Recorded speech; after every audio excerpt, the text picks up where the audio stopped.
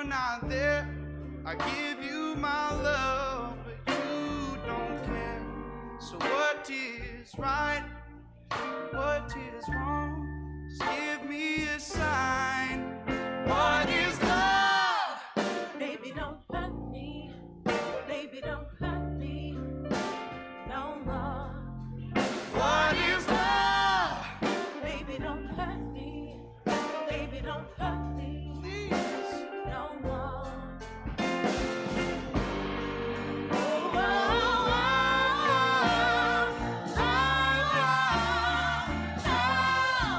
What is love?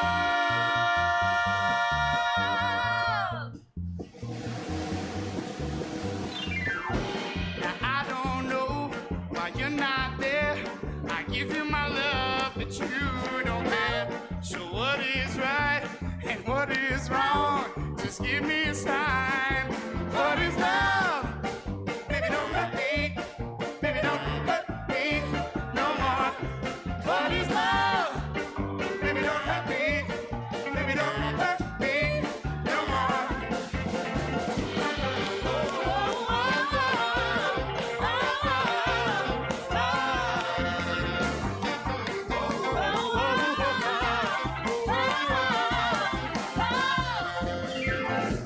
Now I don't know, what can I do?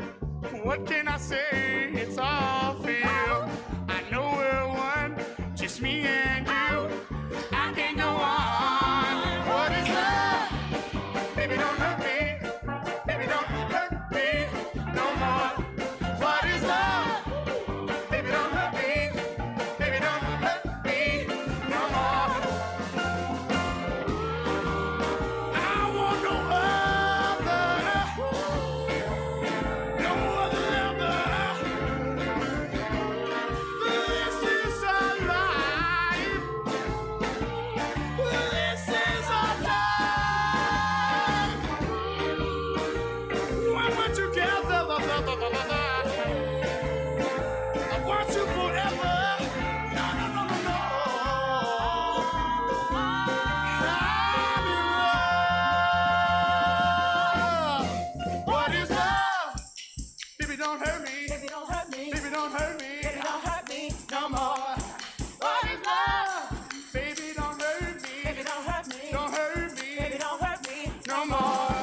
What is love? Oh, Oh, oh, oh, oh, oh, oh, oh, oh. Hey, what is love?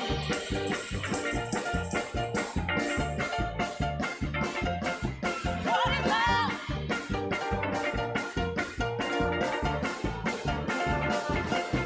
What is love?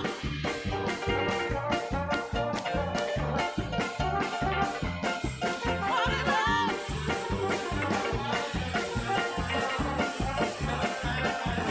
What is love? Baby, don't hurt me. Baby, don't hurt me. What is love? Baby, don't hurt me. Baby, don't hurt me. What is love? Baby, don't hurt me. Baby, don't hurt me. Baby, don't hurt me. What is love? Baby, don't hurt me. Baby, don't hurt me. No more. What is love? Oh, well, I was going to introduce him, but we got the end of this track. We can't do that. We have to wait. We have to wait. Hold on. Hold on.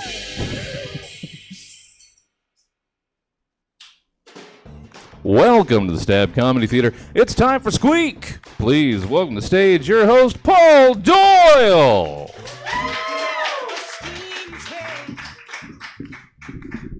Hey, everybody. Thank you very, very, very, very much for coming to the show today. I just realized that it was 4th of July weekend, so please give it up to yourselves just for coming out on such a crazy weekend. I appreciate that and taking time away from your families and stuff to be here. It means so much to me. So thank you.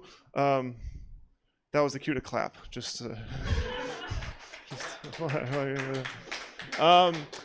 Quick housekeeping. This is the first show that we're going to do here. I am not the best host, just to FYI. This is not a skill set I really have. but I'll do my best, so I'll try to have some fun. This is the only clean show in Sacramento. It was inspired by a few friends of mine, so I'm glad that you are here, and then I'm excited to get started. Real quick, though, I'm going to ask for a volunteer in the audience to hold a camera, and I was wondering if any of you guys might be interested. Maybe you, sir? Would you be interested in doing that? Okay, I do need this back, but have fun. But yeah, film this, film the show, film your parents, film me, whatever you want to do. Yeah. So I'm gonna throw this to you. All right. All right. So I am excited to be here. For the last post-COVID, I just got divorced, so yeah, I feel that energy. And my ex-wife, used to be black. She's still black. she's just not my wife anymore. But because now that I'm no longer married, now I have to be single again. And like part of the reason I wear a jean jacket in July is because it's slimming, and I have to trying to keep my body in check. And it's so hard to lose weight because I eat awful food. It's so hard to remain thin. I eat like a Soviet refugee. The other day I had like a bowl of cereal and a beer. So it's just bad. So I'm trying to figure out a way to just lose weight. I eat so poorly. So the other day I was driving back from LA, and I stopped at this Subway that I can only describe as the Subway of the desert. And the guy that worked there, that Subway, there's nothing in anywhere in any direction for about 20 miles. So I can only assume that he lives there. I don't know what he does. I mean, I would assume that he lives there, but he's also the mayor and the sheriff and the town council and probably the HOA and the sandwich artist. That's what he does. But there was nowhere to eat, so I decided to eat there. I pulled over and I eat at the Subway. And I don't know if you guys knew this, but Subway has a kind of like In-N-Out Burger, it has a secret menu. They have this thing on their menu called raw dog style. Basically what they'll do is they'll make your sandwich just the way that they normally would. They just don't wear any gloves.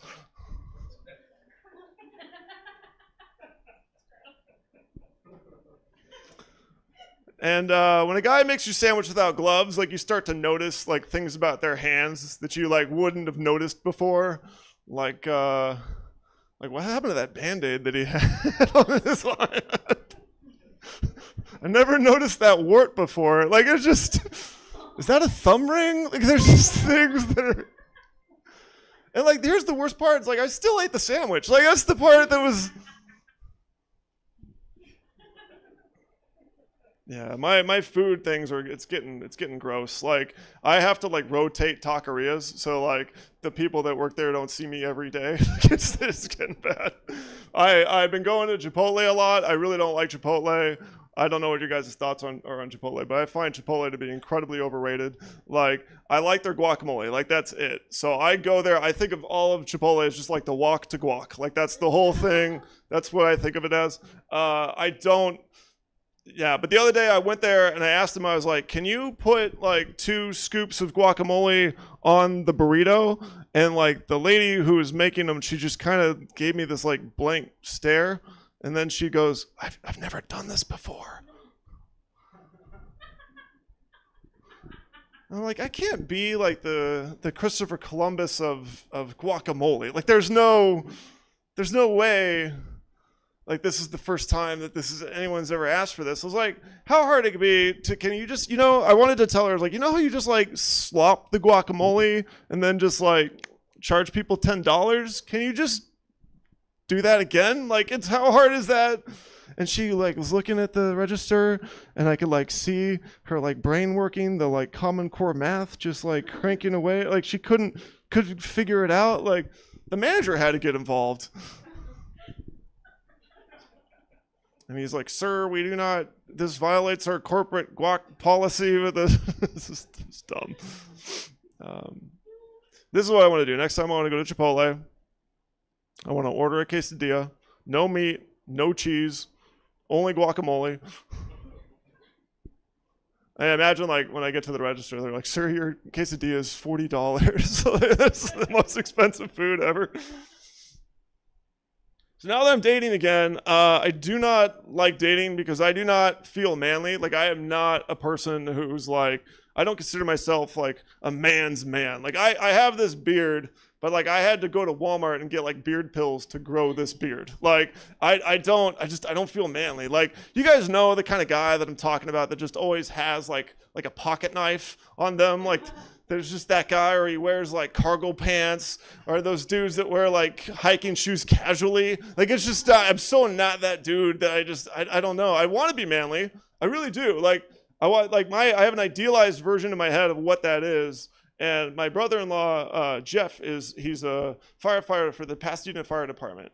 And he's like a man's man. Like, this dude's like a walking truck commercial. He's just like a rock. Like, dude, you've seen what I'm talking about, right? Like, he's just, every day, I feel like, in my imagination, he walks out onto his terrace and an eagle comes and flies from the woods because he lives next to the woods. And then he comes in, and of course, he like goes out onto the terrace without his shirt on, because I mean, why does he need a shirt? Right? That's nobody.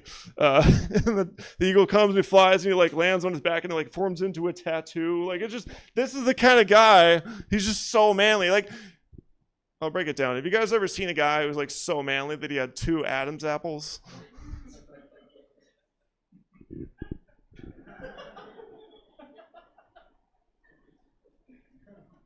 I know other people think I'm not manly though, because what ends up happening is like I'll go to like a Starbucks. This happened the other day. I went to Starbucks and I order a muffin, and the lady behind the counter is like, "Would you like to have your muffin warmed?" And I'm like, "No, like I am a man.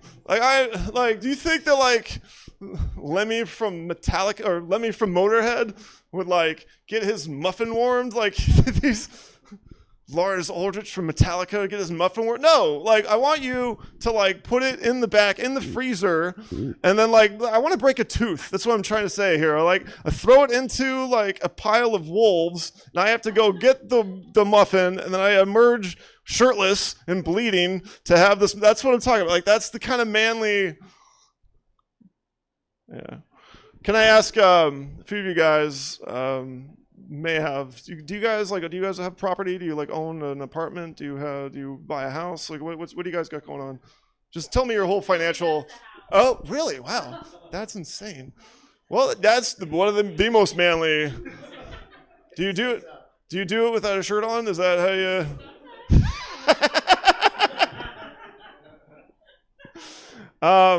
I live in a shamboli apartment. I wish I could build a house like you. And I recently found out that we have cockroaches. And I had never really even seen a cockroach before until I lived in this place. And like, I'm pretty dumb. So like the first time I saw it, I was like, "Huh, that's a weird looking beetle." Like I didn't know. And I was like, I gotta kill this thing. Like when I was married, my ex used to tell me, you know, like they lay babies, so you have to kill them, otherwise they're gonna spread everywhere, right? So I was like working up the courage to kill this thing, and I called my ex-wife, and she was like, why are you calling me? Kill yourself. And like, so I didn't know what to do. So I was like, all right, I gotta work up the courage to this thing. And so I took my shoe off, and I was like about to like swing at it, and then it like flew at me, and I didn't know they could fly. And a sound came out of me that I like had never heard before. And I'm not going to make the sound, but I'll just tell you that it was the sound of a man who likes to get his muffin warmed. Like that was the... All right, we have a fantastic show for you tonight. I have a bunch of my friends that are handpicked. These guys, I brought some people from out of town for you guys. So I would like you guys, for your first comic, I would like you guys to give a warm welcome to my friend Ralph Tilson, you guys.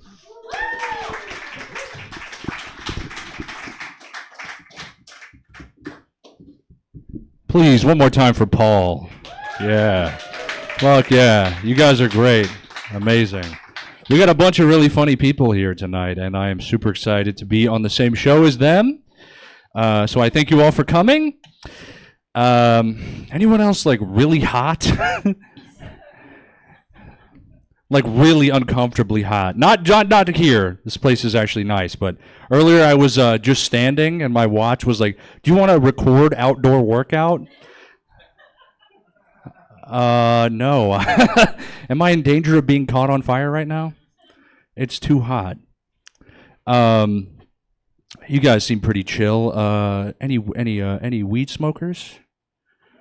Oh yeah, mustache guy? Or no, you? Yeah, mustache guy's not cool enough. No weed mustache guy? Both of you guys. All right. Okay. Yeah, I like the idea of smoking weed. I can't do it. I have too much anxiety, and the dispensary really doesn't help with that. Every time I go in there, it's like paranoia OG and goblin mode Kush, and I just I don't know what to do when I'm in there. It's not beginner friendly, to say the least. The last time I was there, the employee was helping me out, so they're going through all the weeds, and they're like, "Yeah, this one is it'll make you feel very creative. This one will make you feel very soulful, and this one will make you feel very introspective." Bro, shut up. Okay? Stop lying. It gets you high. That's it. Really. I mean, what's with all the pretense? If I smoke that weed, I'm not doing anything creative. That's just me personally. Here's what I'm doing. I'm getting hungry and then paranoid that the DoorDash driver doesn't like me. Oh, you left it at the front door. Was it something I said? Like, I'm smoking that and I'm getting overly critical of 90s cartoons. Why is Spider-Man wearing a trench coat? They could clearly see his hands and feet. That's not creative at all. That's stupid. He's already wearing a disguise. It doesn't matter what he wears on top. Dispensaries really make me wish it was illegal again. Back when it was cool. You know what I mean? Like, I miss when it was a 50-50 chance of the most nightmarish experience. You know? Forget about the 10 milligram perfectly, parsed out edibles. Give me the one where they somehow cooked all of it into one corner. That's what I miss. Really, the good old days. Anyone have student loan debt? Because I have some bad news for you. No, I'm just kidding. I'm not a political guy. That went nowhere. I try not to be. I've been a registered independent. But by golly, having your catalytic converter stolen will really make you pick a side. Mine was stolen. I remember I looked under there. I'm like, man, you know what? Maybe we should cut Social Security. I really don't believe in the social safety net anymore. My girlfriend was there too. I feel really bad for her because I looked under there again. And I'm like, you know what? We're keeping it. We're keeping it. I'm a father now. And so thank you, Random Thief. Took me 9 months to get the catalytic converter back, and my son was only the second best thing to happen to me. I'm just kidding. I'm not a father. I'm a PlayStation dad. What? If you can be a dog mom, that doesn't mean I can't be an insert game console father. You telling me I can't be the MetaQuest matriarch? It's okay, no gamers. I got it. No more gaming jokes, guys. I'm sorry. I feel like I'm getting old. Anyone else? Anyone feeling old? What was the thing that happened where you're like, I'm getting old? Every day. Yeah, no, I feel that. The thing for me is I fell asleep during me time. You know?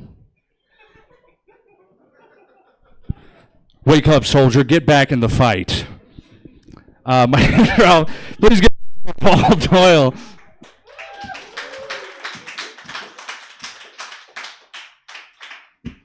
One more time, you guys. Ralph Tilson.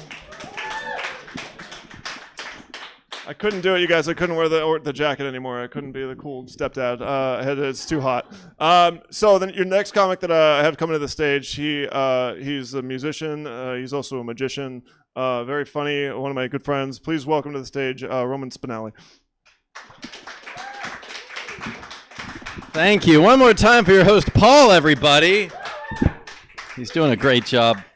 Well, hi, everyone. It's very nice to be here. It's nice to be here in Sacramento. I was actually just in San Francisco last night doing some comedy, which was exciting. I like being in the Bay Area. That was nice, just hanging out, doing some fun Bay Area stuff, just seeing the sights. One point, actually, in the evening, we actually ended up going on one of those murder mystery trains, and that was kind of cool. It wasn't actually supposed to be a murder mystery train, but we took BART, and that's just the risk. Yeah, it was fun. You should try it. Bring a date. You'll have a good time. It's nice. No, it was nice being down there. I got to see my family. My family's Italian, which is exciting, for people who like the Jersey Shore. I learned it's always a big thing for them. They're like, oh, yeah, it's just like that. Although I will say it's weird because, I think when people think of Italians, they have, a certain idea in their head. It's usually East Coast Italians. Think of, The Godfather or, The Sopranos. But those are all East Coast Italians. My family, we're all in California, which means my family, we're all West Coast Italians. We don't have any Tony Sopranos. It's mainly just a bunch of, Guy Fieri's. That's really all it is. Just a bunch of laid-back dudes, usually enjoying some sort of stuffed crust. We still watch The Godfather, but it's for the food. Most people are like, "Wow, look at how we whacked that guy." We're like, "Wow, look at all that garlic bread. This is amazing. This is a great film." Who would ever go against this family? They eat like kings. My family's very emotional. Italian people are generally very emotional. A lot of screaming, a lot of crying. I'm very sad. I'm very depressed. I've been sad for the last several months. It's been rough. And I thought I could keep my depression kind of hidden, but I can't. I'm learning people lately are starting to notice. I realize this because now every time I leave the grocery store, instead of saying have a nice day, the cashier just tells me to hang in there. It happened today. I was like, even he knows how. Although I do think I tipped him off because when he asked if I wanted paper or plastic, I just said, what's the point? It was either that or he saw my shopping list was titled Last Meal. And I'm like, nah. He's like, really? Chef Boyardee? That's on brand. All right. No, I have been a little sad, a little blue. A few months ago, a girlfriend broke up with me, which was very sad. We were dating for a little while. That was rough. And we've all been through breakups. This one was particularly difficult for me because for the first couple weeks I couldn't even get her out of my head because for the first 2 or 3 weeks all around my house I just kept finding little strands of her hair. It was everywhere. I was like, wait, did I murder her? What happened? It's 48 hours. Why is there hair, DNA everywhere? I learned this. Girls shed a lot. It's like you're dating a Labrador. It was just everywhere, just in my bed, in my shower. And at first, finding these little pieces of her hair was just a sad reminder of what I'd lost. But then luckily, through some self-reflection and meditation, I was able to start seeing clearly. And fortunately, able to collect enough of her hair for a voodoo, which was oh, break up with me, will you? We'll just see what my cornhusk doll has to say about that. Yeah, that's how I knew I needed therapy, actually. That was the moment. When before I considered working with a therapist, I first considered working with the devil. Yeah, which works out for me because he bills through Kaiser. So, very convenient. Permanente. No, I don't know. Dating, it's a weird thing. And, I don't know. She was very nice, but I've had some rough goes of it. I had one girlfriend that was kind of superficial and would kind of hurt my feelings. I'm very insecure about a few things. One of them is I'm very kind of pale. And at one point, in the middle of an argument, she just got mad, and she just out of nowhere was like, and you're so pale, why can't you just get some pigment in your skin? Which is admittedly harsh, also weirdly specific. She didn't just say get a tan. No, she attacked my chemicals. She had to read up just to hurt my feelings. It wasn't nice. And in her defense, it is weird being this white because my family's Italian, as I mentioned, which means everyone in my family is usually very tan, olive toned skin. And then there's me, who's just like this. And it's weird because at one point I actually went to Italy and I was walking around and I saw a lot of Italian people who kind of looked like me, but they had that very dark olive tan complexion. And then it was weird for them because they were looking at me, a guy with Italian features who's very, very pale, which means to everyone in Italy, I just look like the ghost of an Italian. I'm walking around. I'm like, can I get some pizza? They're like, no way, Phantasma. I'm like, all right. That's fair, I guess. I don't know. I feel like I do have a lot of insecurity about myself in general. I feel like I'm never satisfied with like the way I'm perceived. Like I always want to be the opposite of what I am. I'm never happy with what I am. Like I feel like at one point a girlfriend was like, "Oh, you're so funny and silly," and I couldn't take that as a compliment. I have this superpower of turning it into like an insult. I'm like, "Oh, so you're saying I'm not serious? You can't take me seriously?"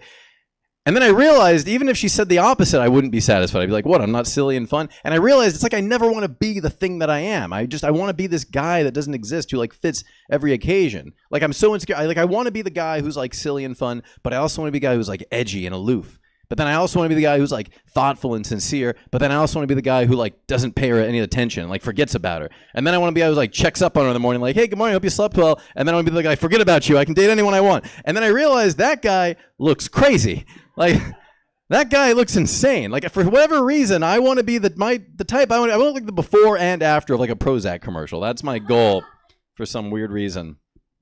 I can't do it. I don't know. Dating, it's like, but I'm doing it. I'm trying to date. It's not easy. A couple weeks ago, I went out with a girl, very nice girl, very sweet, really connected, really clicked. And at the end of the night, I actually walked her to her car. And I was like, "Hey, this was so much fun. I love being with you. I'd love to see you again sometime." And that's when she was like, "Hey, I feel the exact same way. And you know, our night doesn't have to end here." I was like, "Oh, fantastic. That's great. Do you live close by? Are you in the area?" And that's when she was like, "You know what? I probably should have mentioned this earlier. We really shouldn't go back to my place because I actually have a kid and she goes to bed pretty early." And I was like, "Oh, well, that's cool. Don't worry about it. Maybe next time." And then she was like, "But can we go back to your place? Do you live close by?" And that's when she was like, or that's when I was like, "You know what? I probably should have mentioned this too. We really can't go back to my house because I actually have parents." And yeah, and they go to sleep pretty early as well, as it happens. Yeah, we cannot wake up my dad. He pays my phone bill. There would be no texting for at least 3 weeks. That's just their standard. No more emojis for you. It's hard to impress a girl when you live at home. It's very weird. She comes over, she's like, "Wow, your parents have great taste. What a beautiful home." And I'm just like, "Yeah, and I'm related to them. Yeah, if I ever move out and have my own place, I may do something very similar. We could call my mom for advice." It's weird. I live at home. I'm at the age now, too, where I feel like I have to start talking about, like, whether or not I want to have kids and stuff when I'm dating, like, kind of put it up front. You know, the girl's like, "Oh, would you ever be interested in having kids?" And I was like, I don't think so. Not now. Not at this point. I'm not quite ready because I'm just not ready for that kind of responsibility. Like, I don't think I could have a kid. And it becomes pretty clear whenever I realize just how many, like, chapsticks I've accidentally melted by leaving them in my car. Yeah. I'm like, I think my drawer of Burt's Bees speaks for itself. I don't think we're ready for that kind of commitment just yet. Now, do I have 5 minutes, or was that I've been up 5 minutes? No, I messed up. So you have 10 minutes. Oh, okay. Yeah, my bad. No, just like we rehearsed it. That was great. That's sort of our, like, it's meta now, see? What is time, really? Rather ethereal subject. It just turns into an episode of Nova.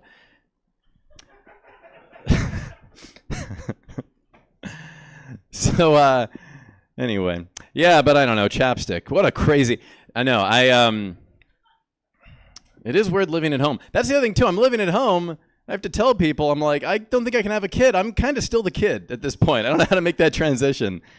It's a weird thing, too, because I'm an only child, which is odd. All the pressure's on me. And, you know, it's a little stressful because it's like, you know, I used to be an only child. I'm still an only child, but I'm also an adult man who lives at home. And I'm an adult man who lives at home, but an adult man nonetheless, which means I used to be an only child. Now, I'm just an only man. And it's not as good. And the girl I'm dating now is like, she's like, you know, I just feel like I need to see more. Like maybe, you know, I need to see like that you could live on your own and like be independent. You know, like I think that would really do a lot for me. And I'm like, well, I don't know if that's really fair because at this point, I'm like, I've got some independence. Like I do most of my own laundry except for whites. I haven't figured out bleach, but I probably will. I'm considering buying a mini fridge. Like there's stuff in the works. I'm going to take these glasses off. I'm sweating a lot. Yeah. By the way, Paul, I'm glad you mentioned I'm a magician. I will be doing no magic tonight. The only trick I'll be performing is disappointment. I don't have a piano either. We should have talked about this. But thanks for the introduction, the hope. Yeah. But no, I don't know. I feel like I do have stress about if I did have kids, because I don't know. I think about when I was a kid, and you wonder like how they're gonna grow up. What are they gonna end up being? I was thinking about this. Like, I feel like when you're a kid, you always end up like with a magnifying glass. And there's two kinds of kids. There's a kid who like wants to pretend he's a detective, and then there's a kid who just wants to like kill ants. You notice this? And I feel like that's the only personality exam we need to find out what kind of adult they're gonna be. Like, are they gonna be the adult that solves crimes, or the adult that like commits crimes? Like, do you want the detective kid or the arsonist kid? That's really what it comes down to. I'll give you a hint. Menendez brothers owned a magnifying glass. Oh yeah, that's not clean, is it? Oh, it's clean. Don't Google it. I don't know. I've been having a lot of stress, though. I've been kind of depressed, like I said. The relationship stuff is rough. I've also been just stressed out generally because for the last year, about 6 months ago, I thought I was dying. I was really freaked out. I actually thought something was seriously wrong because I had started developing all these weird things. And I started Googling things, and that made it worse. And the main symptom was I thought I had this neurological disorder because I developed these tremors in my hands. My hands started like shaking a lot, and I freaked out. And it turns out it's just a benign tremor. It's probably, I've had it for years. I just didn't notice it until I was looking for it. And there should have been some red flags. It's actually embarrassing how scared I got because I had these shaky hands. It should have been more obvious because like a year before I had bought this electric toothbrush, and for 6 months I didn't realize the batteries had died. I was just like, oh my god, this Sonicare is amazing. One charge. Duracell was right. This is good. But I bothered all my doctors. I got so freaked out. At one point, I started Googling medical journals just to try to read up on it myself and bring it to my doctor. At one point, I was convinced I actually figured out what it was. I found a medical journal. There was a study. The doctor talked about it, all my symptoms. He even had like a sample size where he cured the group. And I'm like, oh my god, this is it. I printed it out, brought it to my doctor. A little embarrassing when I pointed out I was reading a medical journal from 1860. Like, I shouldn't have had access to this. Also, it didn't give me much hope when I realized the only doctor who could have even saved me probably owned slaves. Like, it's not a good sign. How can I trust him when he was so wrong once before? My mom always told me she thought I would be a great doctor, which is ironic. I'm a hypochondriac. I'd be the worst doctor. Especially if I had a patient who was like me. You know, he comes in, he's like, oh my god, doc, I've got this disease, I have this virus, I just have symptoms of this illness, I just know it. I'd be like, oh my god, I think you're right. In fact, now that you mention it, I'm pretty sure I've got all that stuff too. We should really get another doctor in here. Quick, you lie down, start Googling, I'll check our blood pressure. Come on, WebMD. This is Kaiser. Yeah, but I am okay. It's okay. I'll be fine. I'm just freaked out. I'm just a nervous guy. But, you know, it's okay. I just have a lot of stress in general, I feel like. I feel like even when I talk to my dad, I get nervous. My dad runs a small private airport. He's the only guy there, which means he does everything. He is air traffic control. He's in charge of the fuel. He's even certified Homeland Security, which sounds pretty cool until you realize that just means the only thing standing between the terrorists and the planes is Richard Spinelli.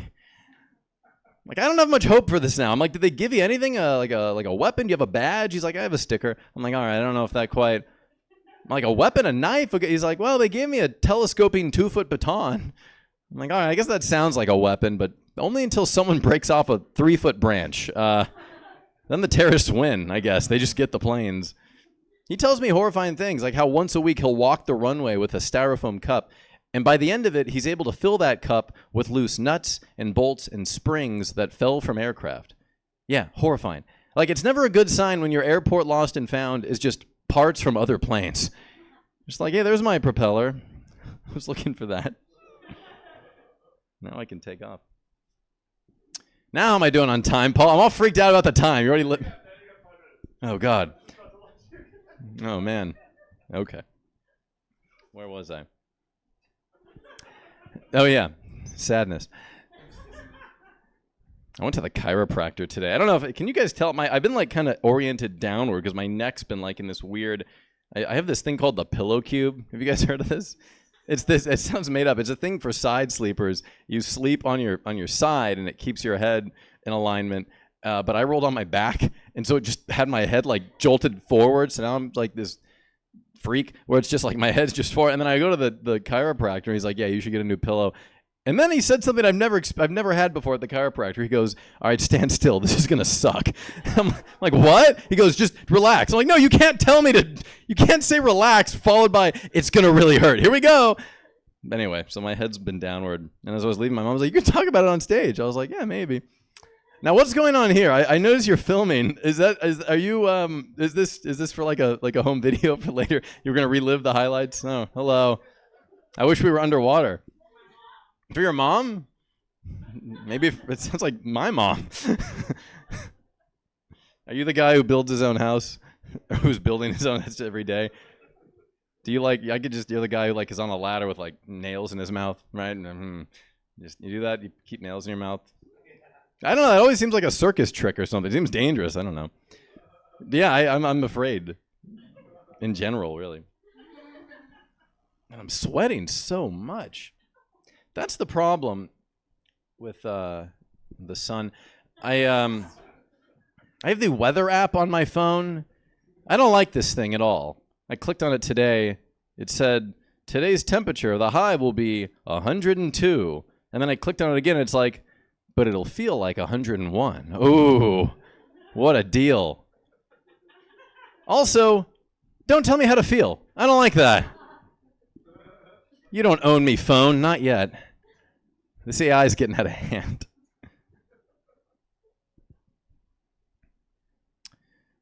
But really, time. Who can say? No.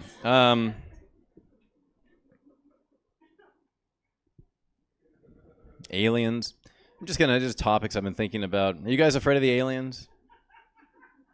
It's kind of time, isn't it? We kind of need something. I mean, they fired everyone from CNN, Fox. We've got to get something going. Without Bill O'Reilly or Cuomo, I feel like we need a couple Martians in there just to make the news cycle a little more interesting. I don't know. I think a lot about legacy. That's something I think about a lot. It stresses me out when I watch TV, people's lives, just in a little blip. We're supposed to do something great, you know? But I don't know what I'm supposed to do. I've been questioning it. I keep wondering, if I died tomorrow, what would I be remembered for? What would I have? I think it's going to be a commercial that I did. I do some acting as well as magic, and sometimes these things, they converge. And a couple of years ago, I was booked to be in this commercial for a casino because they wanted an actor who also does card magic, because they wanted the dealer to do fancy card stuff where the cards are appearing and disappearing and changing places. And so they asked me to do it, and I got the gig, and I did it, and it was great. I'm very happy for the gig. I still don't know how this is good marketing for the casino. Yeah, come down to our casino where our dealers can do magic. Yeah, I don't think that's the unique experience gamblers have been waiting for. Because at that point, you're really more of a villain, less of a dealer. Guy's playing blackjack. He's like, hey, I think I'm about to hit 21. I'm like, oh, are you? Check again. He's like, it's just a jack and a 2. I forgot where I was. This is Cash Creek, where everyone's a winner, but the dealers can do magic. It's weird because they filmed the commercial in January of 2020, but it didn't air because of COVID until not that long ago. And when I finally saw it, it was late one night, and I didn't really know what I was looking at. I just saw a guy's hands doing card tricks, and my first thought was, I bet I could do better than that. Turns out, I really can't. That's the absolute best I could do. I gave it my all. It's interesting that I'm doing magic now because as a kid, for several years, it was something I wouldn't have expected to do. I went to a private Christian school. The thing that's interesting about that is my family is not Christian at all. That was just the school closest to my house. Yeah, and we had to do a lot of stuff to go to the school. I had to be a member of a church, which we also were into, so we were just lying to everyone. And I learned a few things about church. I learned most of the main stories of the Bible. I also learned that Christians are terrible musicians. I don't know if you've been to a Christian church. They often just take modern pop songs and change the lyrics, which is interesting because one of the 10 Commandments is thou shalt not steal. I guess there should have been an 11th about intellectual property in the music industry. But the thing I was most fascinated by is that they're serious about their donuts. They love donuts. In fact, one night I walked in and there was these guys like they were praying very intently, and I was like, "What's up with those guys?" And he's like, "Oh, there was a delay in the donuts, so they're working on it." I was like, "Really?" As a kid, it's very confusing because sugar's addictive. For years, I believed I loved Jesus. Turns out I just love donuts. That's all it really was. And my dad at one point was the guy who had to deliver the donuts to the church. And he would do that, but every Sunday out of spite, he would park a few blocks down and eat all of his favorites before anyone else could get to them. Those guys did a lot of praying that year. I walked in, I'm like, you guys can give up. The devil's already won. He's a couple blocks down eating a maple bar. All right, guys, my name's Roman Spinelli. Thank you very much.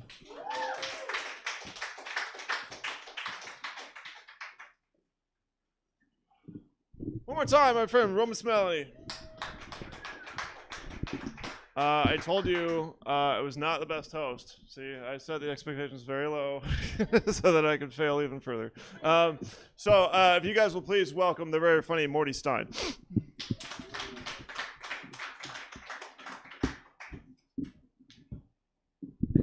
Well, I'm very lucky that it's not a long walk from the back up here, because I'm at that age to where I'm starting to make sound effects just getting out of bed in the morning. No kidding. A couple of weeks ago, I actually pulled a hamstring putting my socks on. It's crazy. Don't get me started on my memory either. How many people here actually remember their childhood phone number? Yeah, quite a few of you. That's good. I can't even remember the password that I created this morning. It's insane. It's like Paul said, my name is Morty. Morty's not my real name. It's actually a stage name. My real name is Lizzo. What are the odds, right? Right. So thanks for coming out tonight. We really appreciate you coming out and supporting stand-up comedy. A great turnout tonight. If I'm being completely honest, I hope my funeral gets as good of a turnout one day. A couple of weeks ago, I actually performed stand-up for a 2-day country music festival in Sacramento. And yeah, it was a lot of fun. After the first night, I actually became friends with one of the headlining bands, and we went to dinner in Sacramento after the show. And we were sitting there having dinner, and one of the guitar players orders a burger, and he asked the waiter if he can have a side of onion rings, and the waiter said, "You know what? Can't do onion rings because of, supply chain issues." And he looks at me and he goes, "Supply chain issues, Morty, is that really a thing?" And I said, "You know what? I really think it is, because about 6 months ago, I ordered this book called How to Scam People Online. Still hasn't arrived yet." Waiter finally brought us our meal, and one of the musicians in the band said, "Hey, Morty, can I ask you a question?" And I said, "You go right ahead." He goes, "Do you pray before you eat?" I said, "Nope. Actually, I've eaten here before." After dinner, I was standing by the cashier getting ready to leave, and this lady walks up to me. She's probably early 40s or so, very attractive, dressed really nice. She walks up to me, and she notices this jacket that I'm wearing, because I was wearing this exact same jacket. "You like it? Looks okay?" Yeah. So I'm wearing this jacket. She comes up to me, sticks something in my back pocket, gives me one of these, and walks off. And out of the corner of my eye, I see the lead singer from the band come running across the restaurant going, "Morty, Morty, Morty." And he walks up to me and I go, "What's wrong?" He goes, "Did that lady just totally give you her phone number?" I went, "No. She gave me her Mary Kay order."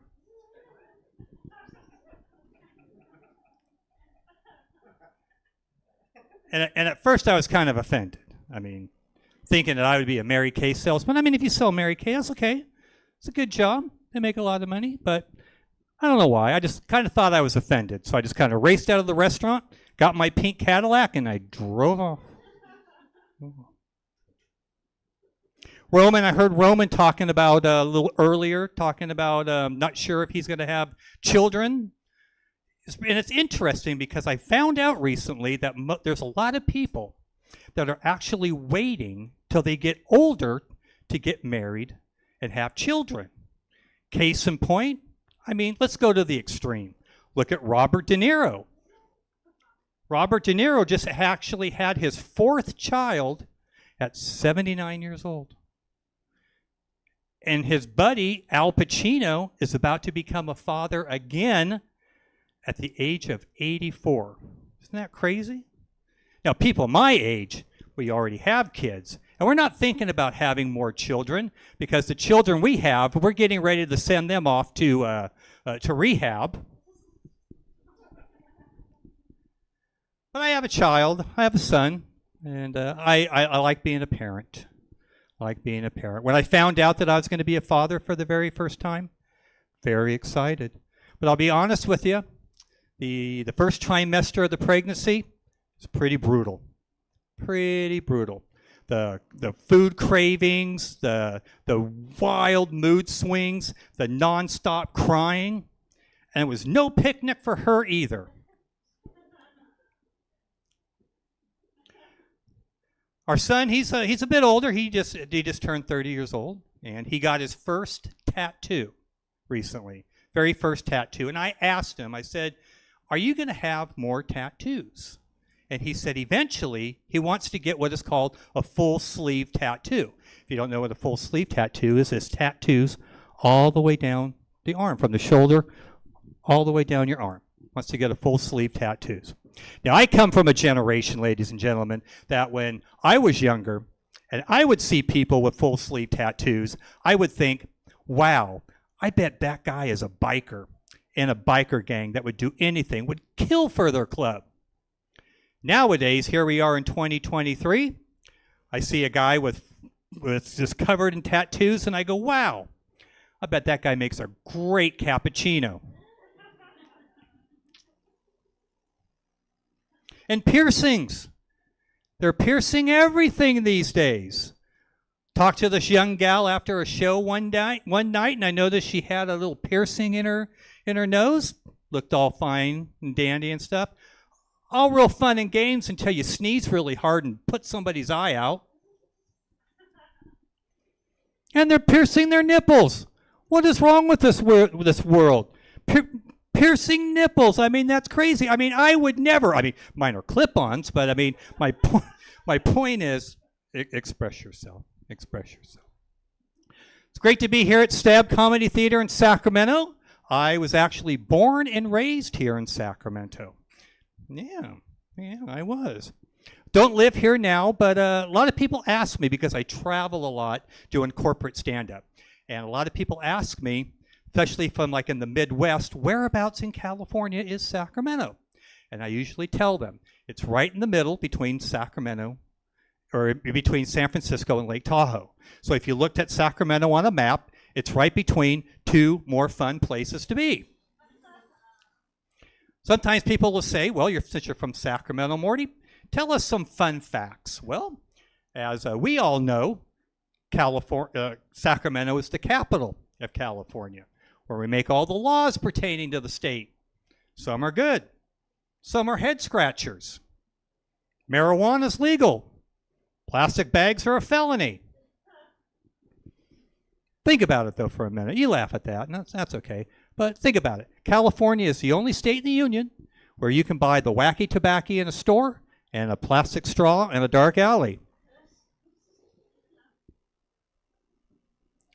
People also ask me, they say, being from California, have you ever experienced an earthquake?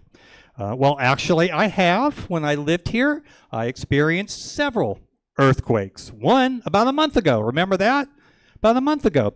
I live up in the foothills now. So when the earthquake hit, the house started shaking. Some pictures started coming off the wall, and I got the text alert on my phone. So when I looked at the phone and it said it was an earthquake, first thing I did was I dove underneath my dining room table for safety. Then as I was under the dining room table, I kind of looked up and went, I bought this at IKEA and put it together myself. And the wildfires. Those have been pretty bad over the last several years. Yeah. I remember last summer, the wildfires were so bad, I hadn't seen so much smoke since sitting in my car in high school with my best friend, Randy. Me and Roman, I think, have a lot in common. Roman said that he went to a Catholic school. I did for high school. I went to a Catholic school. See, I'm the baby of the family, and I come from a very large family. As a matter of fact, when I was really a little kid, I hated going to these really large weddings, because at the reception, my mom and my grandma and these other elderly aunts that I had, they would come up to me and they do this thing that they go, "Oh, Morty, you're next." And I hated that. So I'm thinking, man, I got to find some way for them to get them to stop doing it.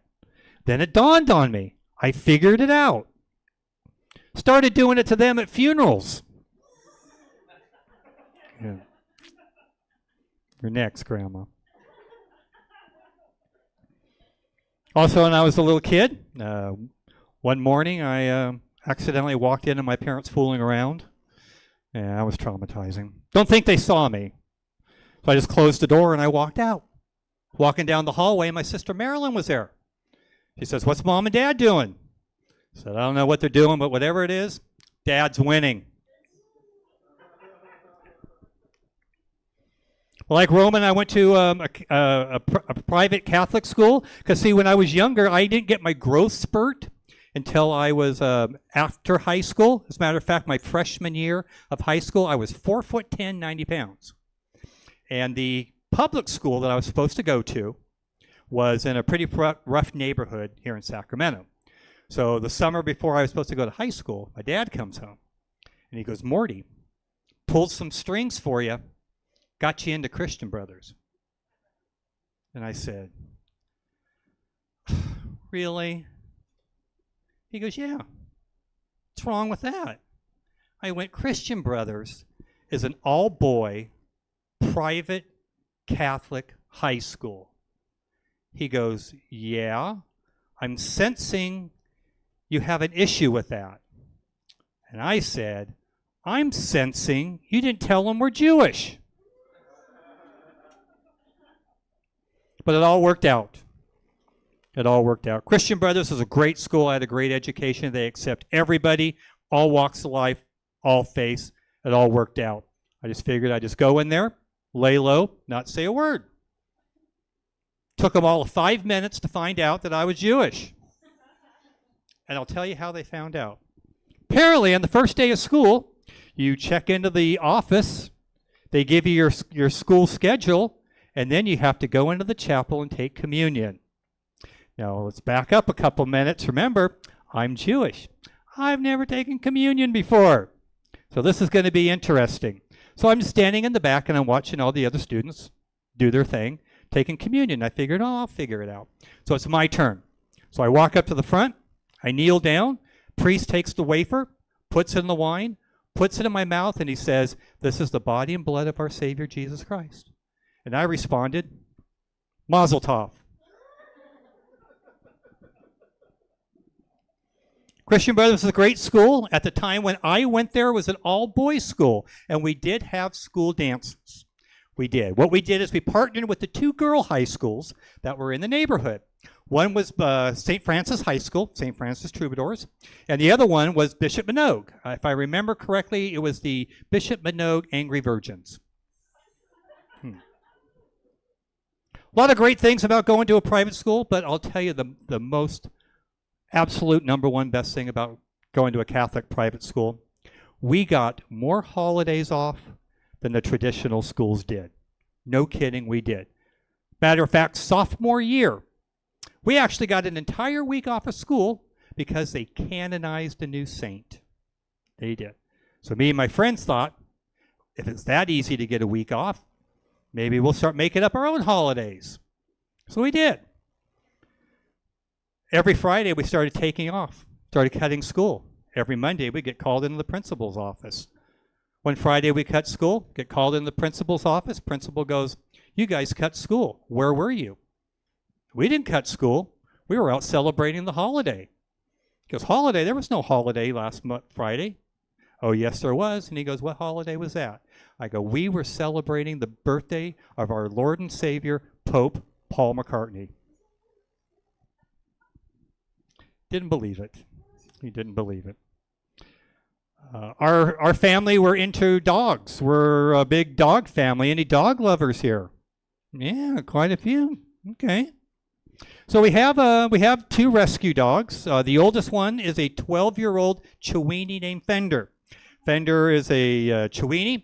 She's smart, she's adorable, and this dog has the worst gas I've ever experienced in my life. As a matter of fact, it is so bad that sometimes it's actually really impressive. I'll be in the living room and my wife will go, "Oh my goodness, what's that smell? Is that you or the dog?" I'll go, "Yeah, that was me. That was me. Yeah. High five, Fender. Good girl. Good girl." Both of our rescues are small dogs. Anybody have big dogs? Anybody have big dogs? Yeah, what kind of dog do you have? A lab pit mix? I used to have a lab. Well, it was a meth lab, but it was guarded by a lab pit mix. So I mentioned earlier I'm getting a little bit older.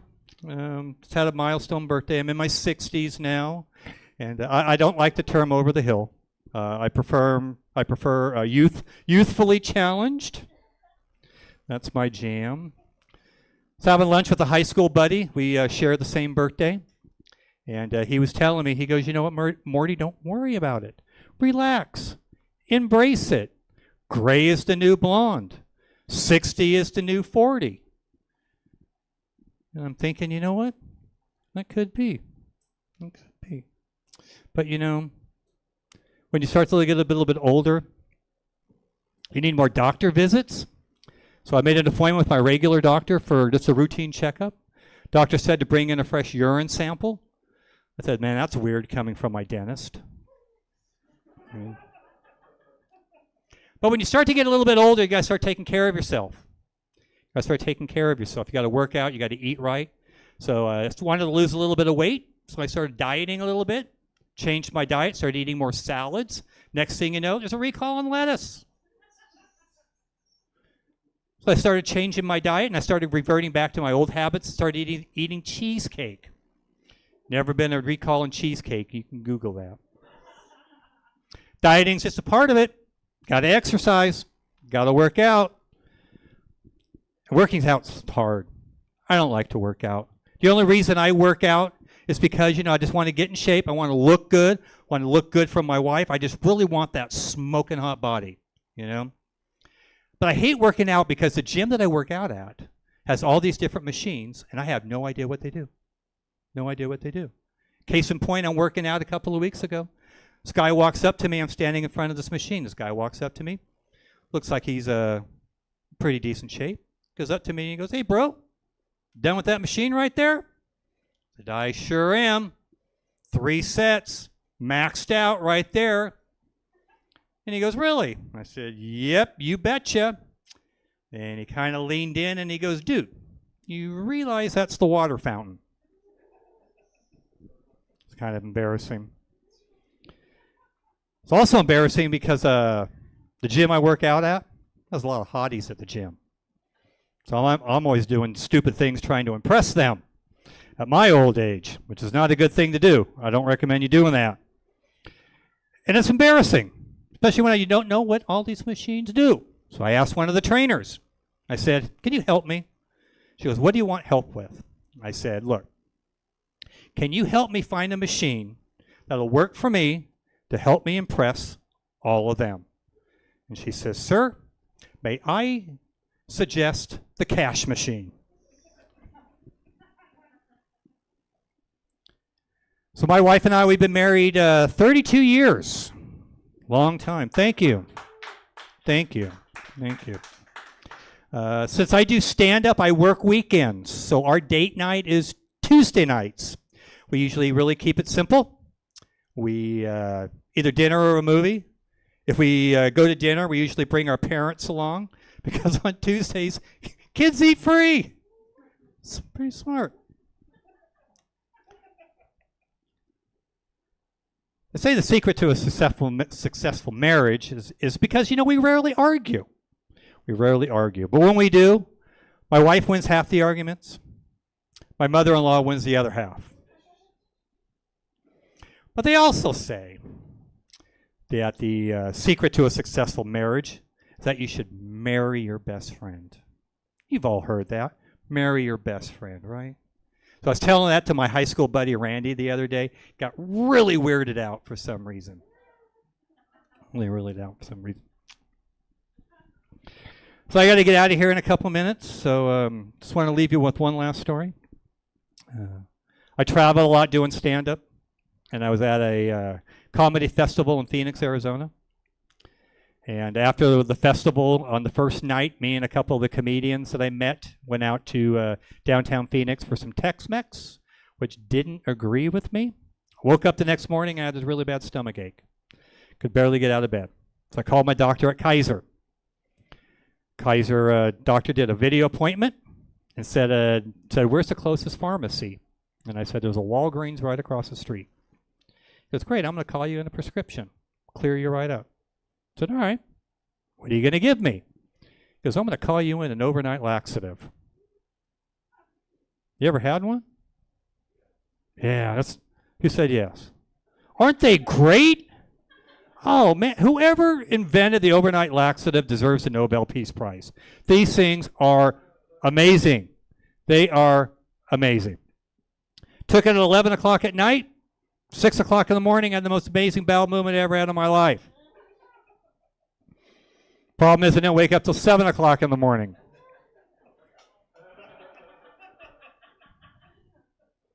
That's why the Motel 6 won't leave the light on for me. But you know, when you start to get a little bit older, you got to start thinking about some decisions that you really don't want to think about. Mainly end-of-life decisions. For me, I just recently made the decision that if something should happen to me, God forbid if something should happen to me, I wanted to be cremated.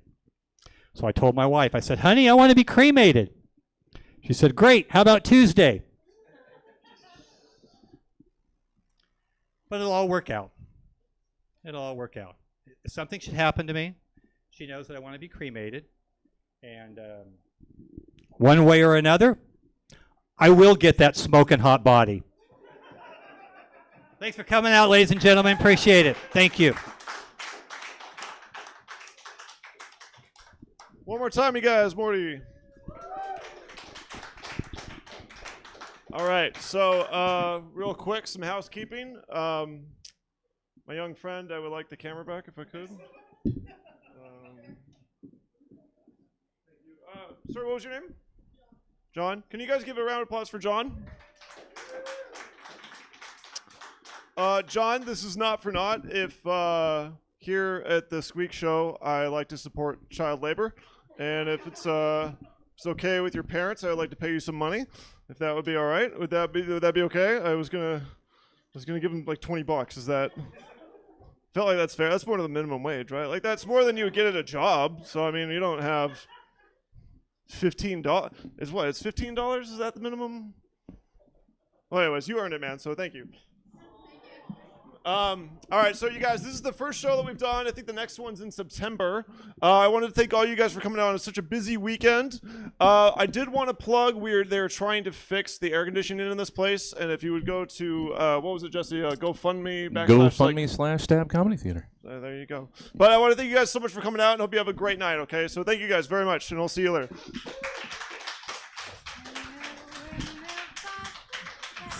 Thanks for coming out, everybody. That was Squeak, but we're not done. We're not done. We have one more show if you want to stick around.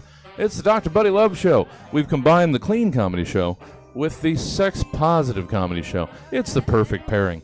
So if you want to stick around, just see me up at the bar. We can upgrade you for just a couple bucks. If you're done with us, well, I hope to see you again. We do stuff in person Thursdays through Sundays. Check out stabcomedytheater.com for a full calendar of events. Dr. Buddy Love will begin in, let's call it 6 or 7 minutes.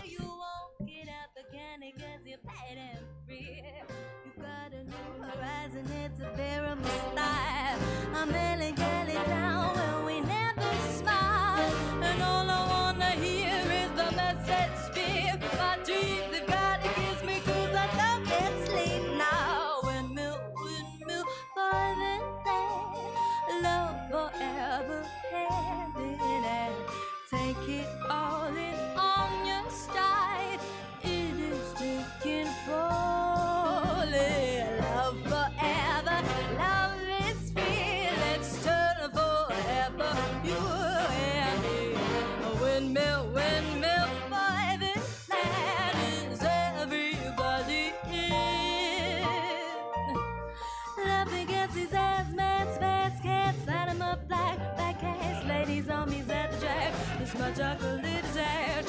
ripping in the hottest here. Get me ripping in the hottest here. Watch me as a graphic said I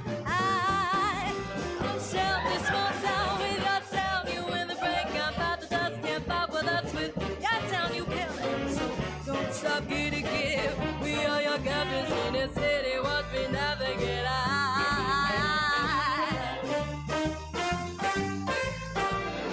Turn forever headed.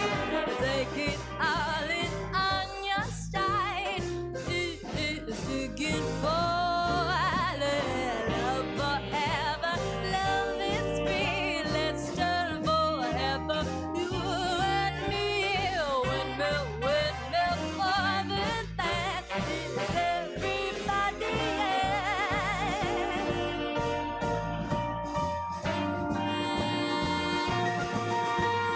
Don't stop, get it, get it. We are your captains in this city. Watch me navigate. Don't stop, get it, get it. We are your captains in this city. Watch me navigate. Don't stop, get it, get it. We are your captains in this city. Watch me navigate.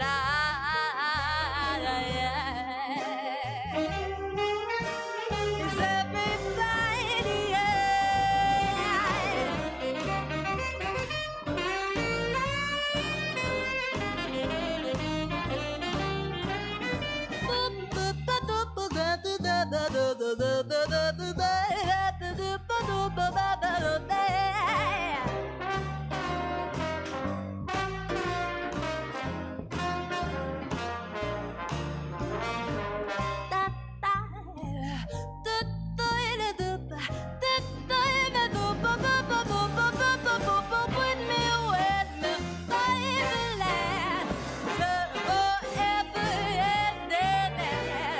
Take it all in on your stride.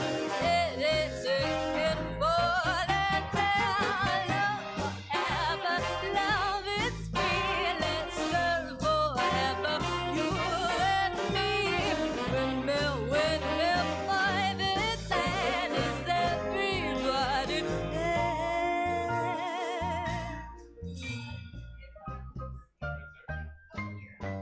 Feel good.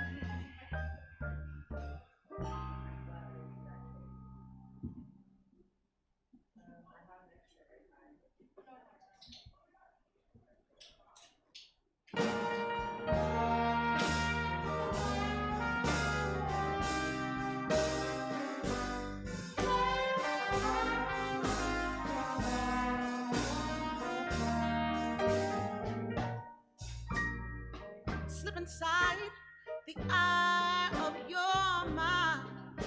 Don't you know that you might find a better place to play? You said that you had never been, but all the things that you have seen are gonna fade away. So I start a revolution from my bed, because you said the brains that I had went straight to my head. Step outside, it's summertime in bloom. Stand up beside the fireplace, take that look from off your face. 'Cause you ain't gonna ever burn my heart out. No, no, no. So, Sally,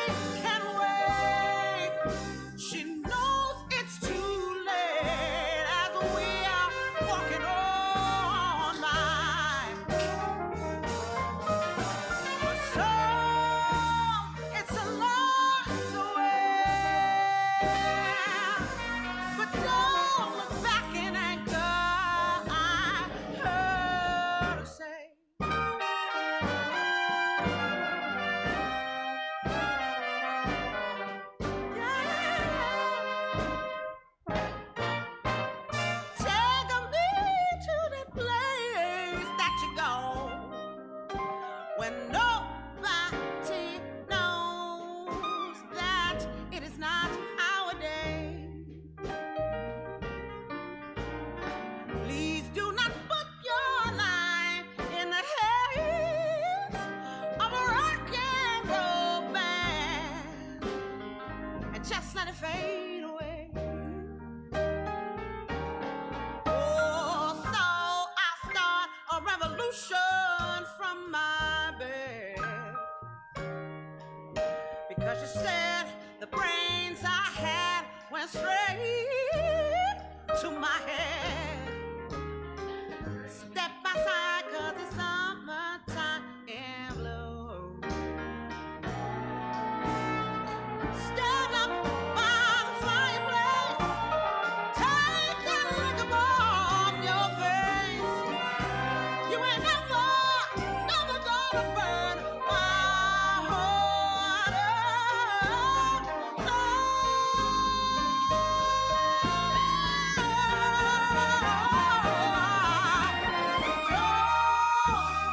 Sally can't wait. She knows it's too Welcome to Stab Comedy Theater. It's time for Dr. Buddy Love. Please welcome to the stage your host, Dr. Buddy Love. Hell yeah. Stab Universe. We are back. Whoa. I know what you guys are saying. Doctor, it's very brave of you to come up in shorts that short.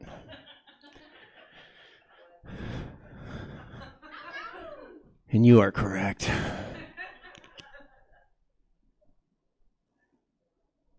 Okay, that was supposed to get more of a reaction. And my feelings aren't hurt, but they are. And I think it's because I wore the Spanx under the shorts because I didn't want the little kid to see anything. I should have just not worn the Spanx is what you guys are telling me. I get it. I understand. That's okay. You guys are here for the Dr. Buddy Love show. Let me explain what's going on. God damn it. Okay. Anyways, let me explain what's going on. I am Dr. Buddy Love. I am a sex therapist. My real life therapist told me that I legally have to say that's not true. But he's boring, so, let's have some fun tonight. I am a sex therapist. But the problem is, I've never actually had sex myself. Yeah, it's a problem. I've studied my whole life and I've expertised things that other people just don't know. But myself, I have never had the sex. And that is the medical term, the sex. So what I do is I tell you guys a lot of stories, a lot of information about our beautiful sponsor, Planned Parenthood. I want you guys to give it up for Planned Parenthood. I fucking love that. Yeah, every dime that we make from this show, I give to Planned Parenthood, and they've been amazing, and they didn't make it out tonight. That's okay. I will text them and say, hey, what did you guys have more important things to do, like help people? But it's okay. I love Planned Parenthood for my whole life as an adult. I didn't know how to get medical help because I'm an idiot boy. And thank you. It happens. I'm sorry. So throughout my life, I've had to get tested for things or get pills for things that I couldn't afford as a poor college student. And Planned Parenthood helped me with all of that. So I just want to shout out them one more time. Let's give it up for them one more time because I loved that reaction. So thank you guys for coming out tonight. Here's the thing. You guys probably figured this out, but we're going to talk about some sex things. And that's okay because we're all adults here, and you guys are okay with me talking about that kind of stuff. So I just want you guys, to be okay with talking about things. While I'm in the sweatshirt, in glasses, I am the doctor. This is a character. I don't know if you guys know. You guys will meet Buddy, the actual Buddy, the wonderful human being behind this very warm sweatshirt in June. But that's okay. If you guys don't know, this is a sex positive comedy show. So as a doctor who I haven't actually gotten to have sex. I have invited some comics who have a little bit of experience. Maybe a little bit, maybe a lot. We're not here to judge. That's the thing. That's the wonderful thing. There's no judgment here. We're going to talk openly about some things, and that's okay because we're adults. But I've invited some comics who have some experience. So they're going to come up and tell you some funny jokes, maybe about sex, maybe not, just some things to make you laugh. Then, after they're done, the doctor is going to come up here again in the glasses and the sweatshirt, and he's going to talk to them one-on-one about their set, about sex, about life, to have a conversation. Because the whole idea of this show is to make sex just a normal part of the conversation. Because why shouldn't it be? Especially when you're an adult. Thank you. I got jazz claps for that, I'm very proud of myself. It's very warm up here, and it has nothing to do with this sweatshirt, I promise. Okay, so you guys have heard the spiel. You guys have heard me talking a lot about what we're going to be doing tonight and all of that stuff. You guys ready for some sexual facts? Okay, so did you guys know that the female orgasm lasts 3 times longer than the male orgasm? Give it up for a woman. I think Mark back here can agree that that's fair compensation for the wage gap, right? If you laughed at that, you should call your mother tonight. That is not okay. No. Did you know that, this is a true story, that women, when they're seated upright, they tend to get wet faster. It's a true story. This is why bar stools were invented. It's true. You have to sit up straight when you're on a bar stool. It's very uncomfortable. There's no other reason for that, So I'm just saying, men, if you ever want to treat your woman right, get her wet before having sex, take her to a bar, but don't roofie her, because that's terrible stuff. That's terrible stuff. I have a couple of other sex facts before we start getting here. Did you guys know that the number one population of people who get venereal diseases is? Anyone have a guess? Old people. It's true. And I don't know, something about that just makes me a little happy, that I could still get the clap in my 80s. It's just every time I see a little old person, I'm not thinking like, man, you've made it this far. It's like, how many VDs do you have? It's like a badge of honor, in the old people community.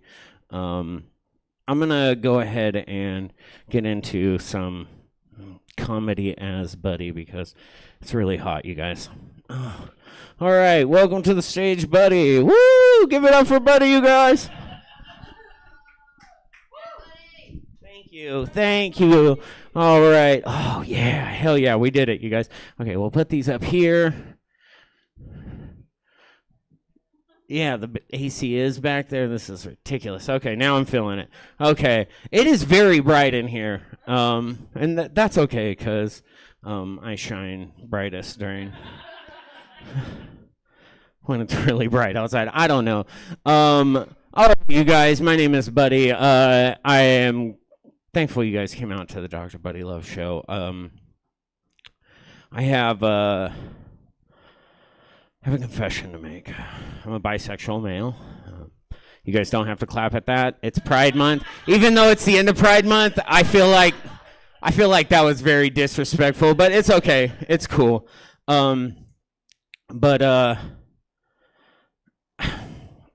have a confession to make. I really only came out as a bisexual so that I can finally be considered part of a protected class.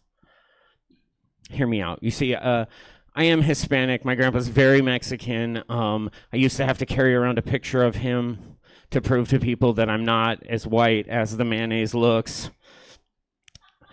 And it's honestly just so much easier to suck dick and paint your nails, you guys. It's just so much easier, you guys. No, truthfully, I only became bisexual so that I can say that's gay in everyday conversation without consequences. I'm like, I see a rainbow, I'm like, oh, that's so gay. I see, a cute little pet, I'm like, oh, that's so gay. I see like a beautiful same-sex couple making out, I'm like, oh, that's so gay. And it's not a hate crime. And I just think that's sweet, you guys. Other reasons to be bisexual, not dating men. Can I, clap for that, Here's the thing. I actually didn't believe women before coming out as bisexual, and your silence is warranted. I'll be honest. The truth is, I would hear their stories about these terrible dates, and I would think, that can't be true. Not my boys. Not Chad and the gang. Not the Axe body spray boys. Not us. Then it turns out that's exactly who the fuck it is, you guys. The second I changed my dating profiles to dating both men and women, the number of penises and buttholes that were sent to me in photographic form without my consent should really be looked at by the FBI. Thank you. Honestly, thank you. I feel validated. I'm sorry, ladies. I apologize. Here's the thing. The last message I got before I ended it all and I couldn't do it anymore was just a blank profile, sent me a message in all capitals, and all it said was, hey, long hair, you like your asshole licked? Right? So I was curious and I replied. I said, sir, it's 6 o'clock in the morning. Could you at least ask me my name first? And two, of course I do. It's 2022, baby. Here's the thing. Men are god-awful. But I've had some yes, clap for men being terrible. Mark, clap for men being terrible. Mark, do it. Here's the thing. I've had some bad experiences with women, but I would blame myself, and that's truthfully my fault. I broke my dick in a tickle fight, you guys. This is a true story. It was my first sexual experience. It was with a girl. Her parents, for some reason, thought it was okay if we slept in the front room on a couch because they figured they can't do anything on a couch. As soon as their parents went to sleep, we started fooling around, and 16-year-old buddy was very erect, and at one point she thought it would be funny to tickle me.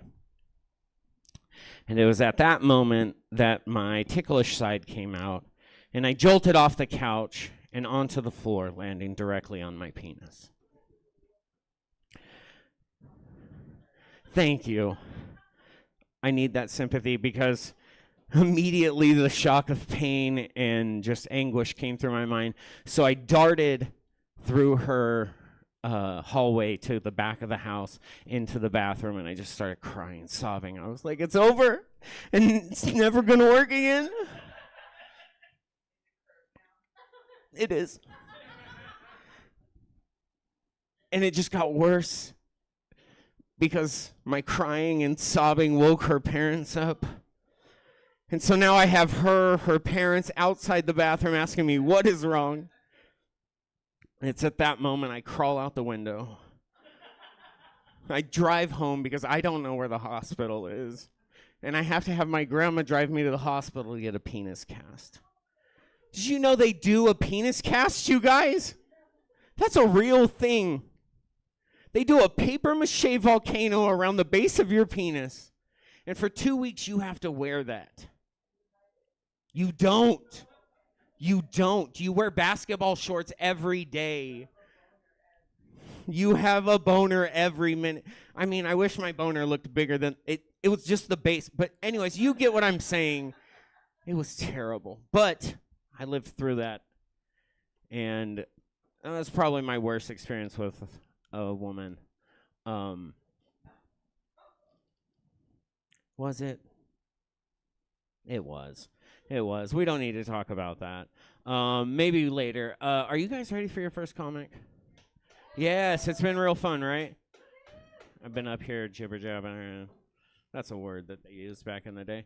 All right, so our first comic, he's a guy who I've had a long-standing rivalry with.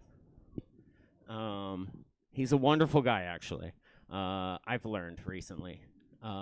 He's a great guy. He's very funny. He runs a lot of shows in Lodi area, so if you're in the Lodi area, look out for Mark. He also has a wonderful podcast. You should listen to him. He's very funny. He's a very angry bus driver. I want you guys to get very loud for the very funny Mark Maple.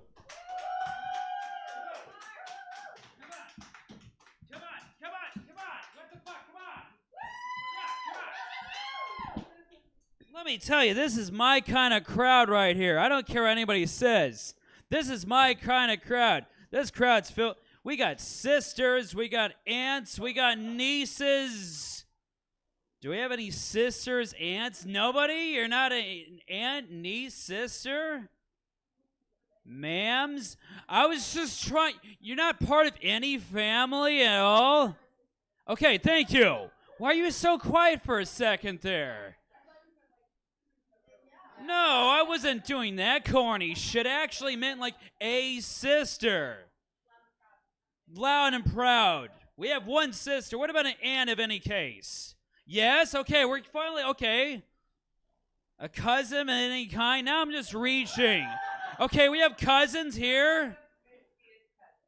All right, so we have a fucking mother here tonight. We do have a mother. Where? Right, mother and a fucking cousin and a sister. She's all the kind right here. One of a kind. Give it up to this lady. What's your name? Lacey. Give it up to Lacey, everybody. That wasn't loud enough. Even though I'm asking for a room full of 5 people to shout and scream. This is my kind of crowd. Sarah knows what I'm talking. I'm used to doing all these kind of full woman crowds here. This is awesome. Now I'm just pandering. Hey, everybody, my name is Mark Maple. I'm fully autistic and partially... What the fuck? I screwed that one up. I'm fully excited to be here and partially autistic. How's it going tonight in Sacramento? Hey, just let... Yeah, by the way, that's right. I said that correctly. I'm partially autistic. Yeah, that's right. Hey... Yeah, exactly. This is the kind of comedy for those people that don't follow social cues. Non-neuro. Oh, shit. Do you work with special needs kids? No? She was about to admit it. I heard that. No, not yes, no. No? Okay, it's fine. That's okay. We'll hide your identity. Hey, everybody. By the way, if you like fidget... God damn it. If you like fidget spinners and coloring books, then you're going to like this part of the show. Lacey, yes? You sure you don't work with those kind of people? That's kind of fucked up, those kind of people. That sounded weird. Really? You're better than them? What the fuck? That's one way to put it. What the hell? All right, thank you. That's what we're thinking about. You're an aunt, sister, you're a mother, right? Okay, all right. Remember that Meredith Brooks song? I'm a bitch, I'm a mother, I'm a son, I'm a sinner, I'm a sinner and a saint. I forget the fucking words. I told you this was my fucking crowd. What, you think I was just gonna say some fucking weirdo shit? Is that why you booked me on here? I was just gonna say some awful, terrible shit? No. These broads are great. I relate to you people. I relate to you broads. Get up to these broads in the room right now. All 3 of you. What else do I got here? Hey, everybody. Hey, people. Hey, ladies, I look stupid, right? I look like shit. Oh, thank you. I appreciate it. I know I need a hair. I just got a haircut. Shouldn't be shouting. You've been nice to me the whole time. I just got a haircut. Buddy, I literally just got a haircut last fucking Sunday. That's what happens when you use a coupon at Hot Cuts. Well, a couple weeks ago when I had fuller hair, this one lady told me a couple weeks ago, "Hey, you look like Mark Ruffalo." Yeah. With extra emphasis on the rough parts. I'm sure you guys know here. Mark Ruffalo, he plays as the Incredible Hulk, you know. She told me, "Oh, yeah, you're a Hulk smash, all right. If what he was smashing was crystal meth."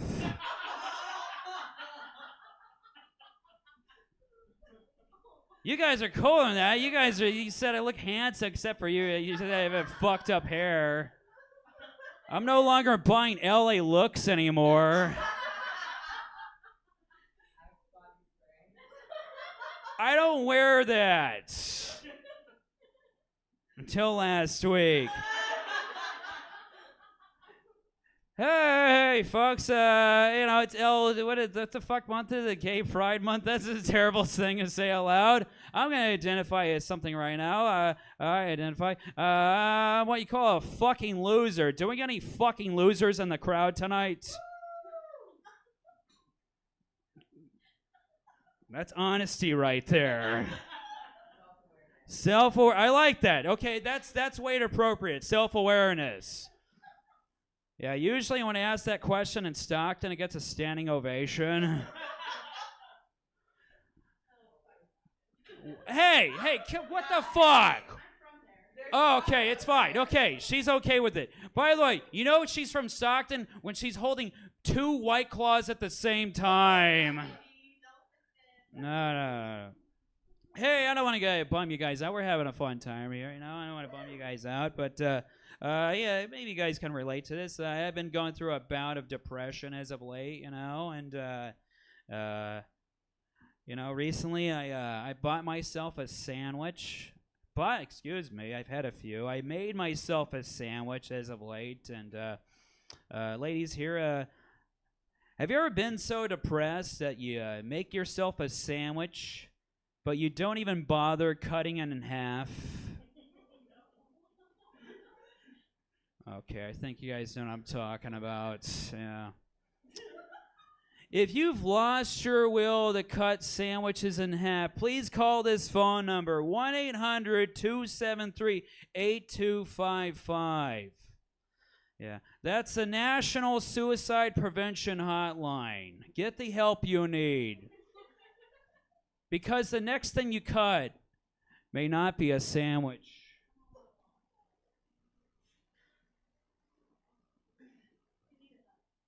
No. I'm sweating. It's too hot for that. Unrelated. I don't think you guys are going to, go with this. But do we have any Oakland A's fans here tonight?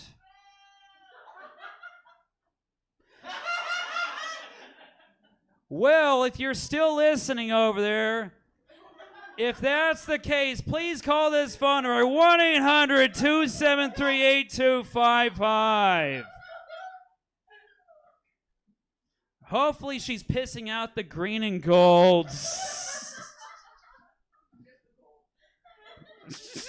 Actually, that's healthy. Okay, all right, fine. I was going to do a corny joke. Like, no, piss is gold color. That doesn't make any sense. You guys have been great. I was scared shitless before. I was like, I don't know what to do. Hey, ladies, speaking of sandwiches, I start off the right way, okay? Maybe you guys can relate to this. Why are you turning around over there? I'm relating to all this. Hey, everybody, I start off my day the right way. I went to Jimmy John's. You guys heard of it before? All educated, okay?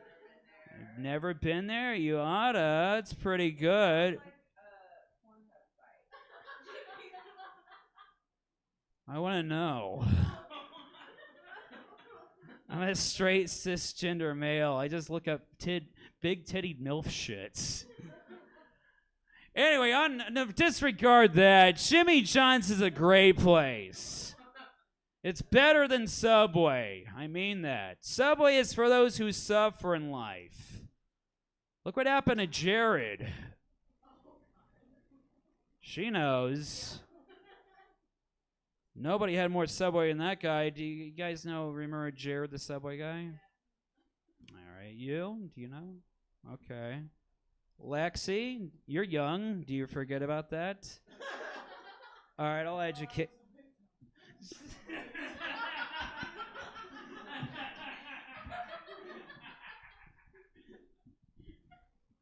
All right, you guys know what happened to Jared the Subway guy. Okay, I don't need to explain you guys. Okay, all right, fine.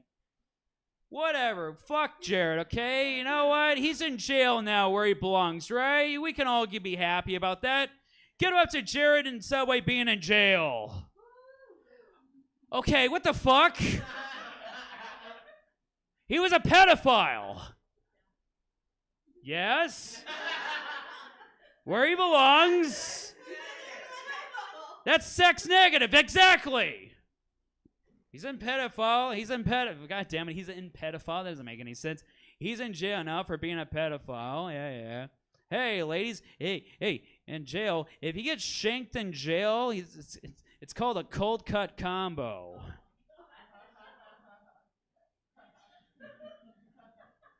And hopefully he gets stuck with a size foot long. Oh, hey, no. Hey, fuck pedophiles. Who's with me? Hey, even when I was a kid, I never liked them.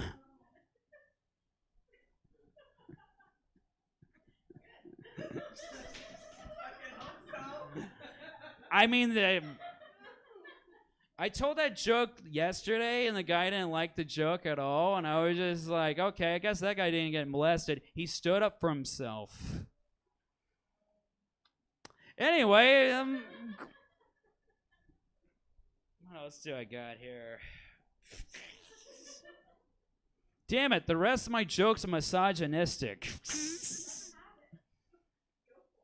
Usually I'm used to guys in the crowd. All right, buddy, get over here. Close enough. Come on. Over here. Woo! You gave me a light. I got to finish off my set. Get over here. Sit in the crowd. I'm used to... Yeah. Okay. I've never done an all-lady crowd before, so I got 3/4 through it, and then I bombed the last minute, so that's okay. You know, all right. All right, okay, so this is the part, I do other shit, But usually there's a dude in the crowd and go, all right, we're finishing up and shit, and whatever the fuck. And I go, all right, whatever the hell. And he goes, yeah, you're a good guy, right? You look like a decent person. What's your name, sir? Buddy. You're a buddy? You look like a buddy, that's in every way. And I go, you're a good person. Let's pretend there's you're a straight person. There's a woman next to you, right? Let's just play along. I've never done an all-female crowd before, okay? And then I usually ask this. Hey, sir, do you eat ass? You do eat ass. Oh, my God. Usually they're a little bit restrictive. That like, oh, shit, I don't do that. They kind of pull away and everything. And then I go, hey, you should eat ass, all right? And this is why, all right? So maybe this is the autism talking. But hear me out on this, okay? You should eat ass, okay? Besides, the holes are right next to each other, They're right there, You got to do it. Men in the crowd, let's pretend there's more men in the crowd, all right? I tell you this, okay? When it comes to eating ass and eating out and all that kind of shit, men in the crowd, I tell you this. If you drive all the way to San Diego, you might as well head over to Tijuana, It's right there. Well, I got the light. I don't know. It's good enough. Fuck it. Get it back to your host, Mr. Dr. Love, whatever the hell his name is. Get over here. I wish you all continued success. Let's talk. Mark needs to talk to a therapist, you guys.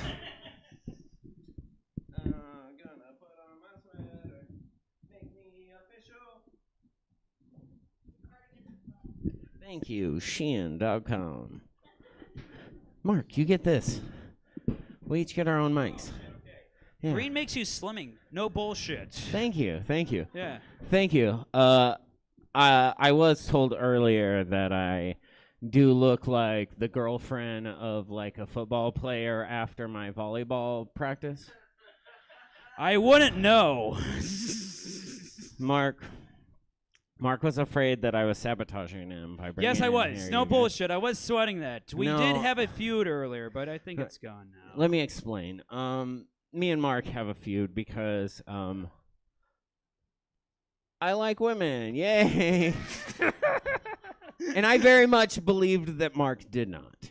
And that's the crux of the argument. But it turns out that Mark is just gruff. He is the bus driver who threatens to beat the kids, but he won't actually do it. He won't do it. He's a good guy. I have a correction here. I was arrested for a DUI a year and a half ago, so I got demoted from my job. So I'm no longer a bus driver, and now I'm a bus attendant. Hey, he works on buses. If you see a bus out there that can't go under 50 miles per hour without it exploding, this is the guy to look for. I'm just saying, I actually have grown to learn that Mark is not who he seems to be. He is a nice, sweet boy. So, Mark, my first question to you, and I think everyone here in the crowd wants to know, what do you think about women in sports? Well, that's a good question, and I do enjoy moments in sports when it pertains to women. When China won the WWF Women's Championship, I cried. It was a big moment for me, and I get when that lady, in the women's soccer tournament in late '90s, when she took off her tank top and revealed her sports bra, I thought that was a great moment. And I think we can all agree that was a great moment in sports history. So yes, there are certain moments in sports history, gravy matches and wrestling were another great moments in sports history. Yes? Yes. That's sex positive, is it not? Brandy Chastain, she knew who the fuck it was. That's what I'm talking about. See, Mark, I wasn't going to sabotage you. I got your back. Thank you. Yeah, I knew you were pro women in sports. Mark, my second question to you. This is going to get a little more personal because that's what we do here on the Dr. Buddy Love Show. Okay. It's like a talk show that's on Broadway in Sacramento, kind of. It's kind of cool, right?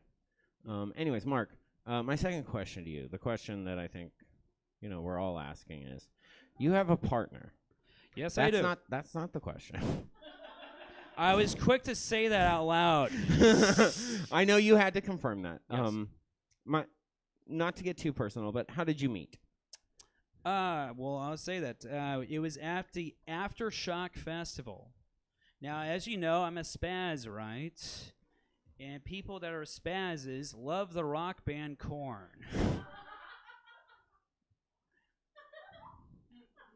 And I went ba cha ba ba ba, and she went ba ba shun ba, and she waved around her braids, and we embraced together because we love that kind of stupid, autistic music. She's shaking her head. She may not know, but Korn at the Aftershock Festival was a bonding moment. So we share the same interests. No other woman or partner has ever been like that. So yes, that's how it all happened.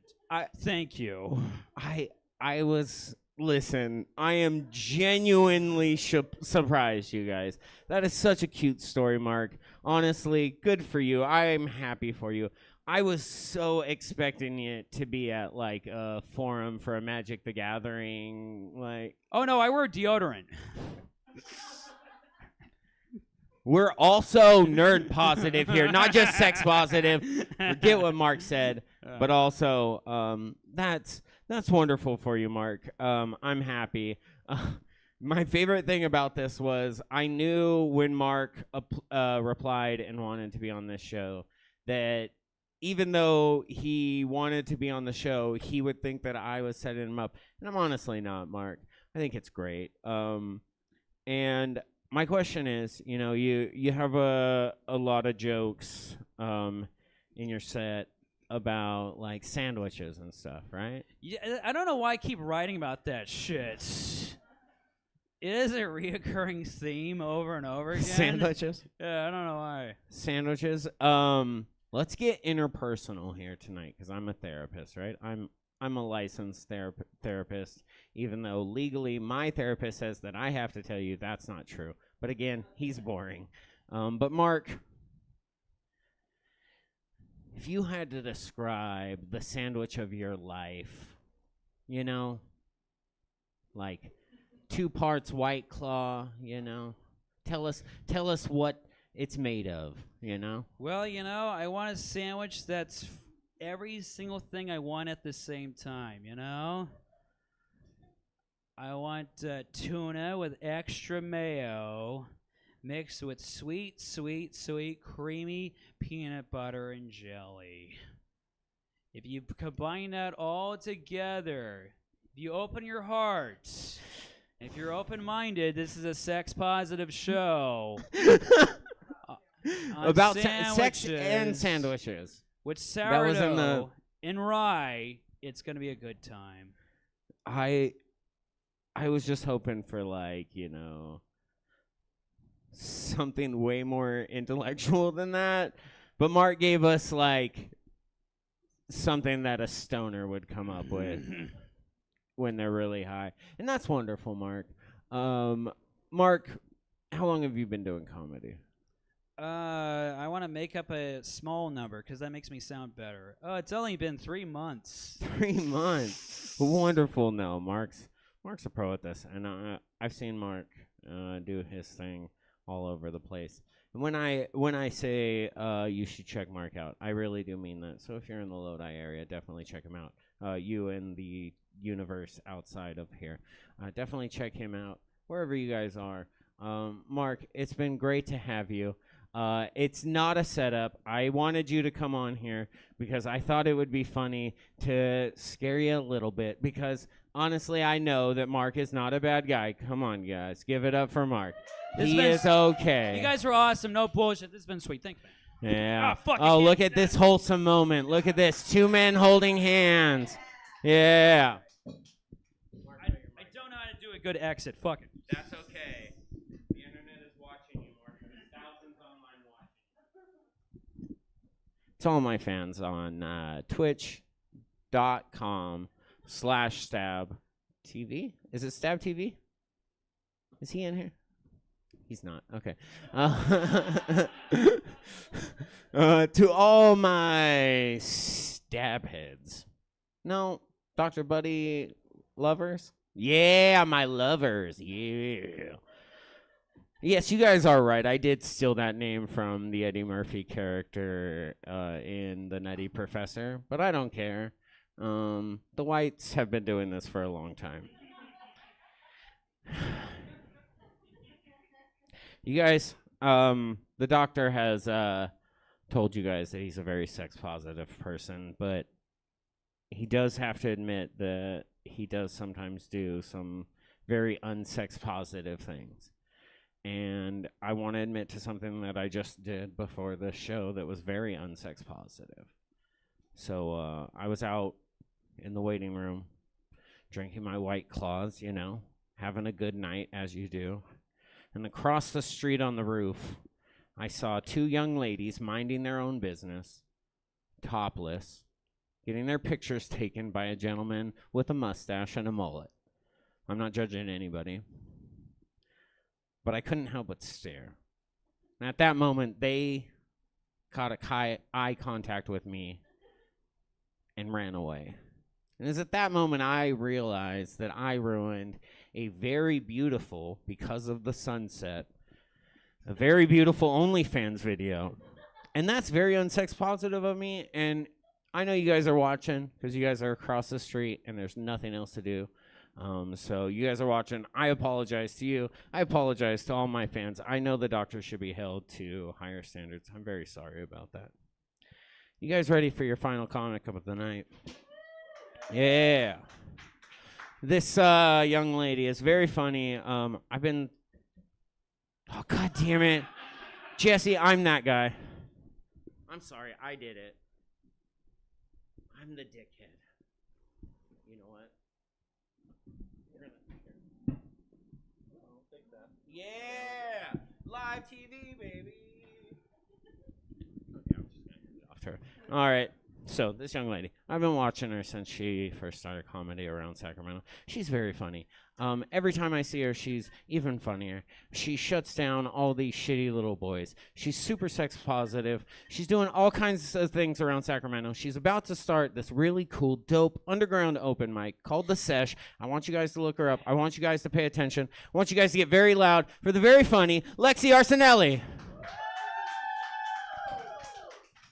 Thank you, buddy, for the intro. Appreciate it.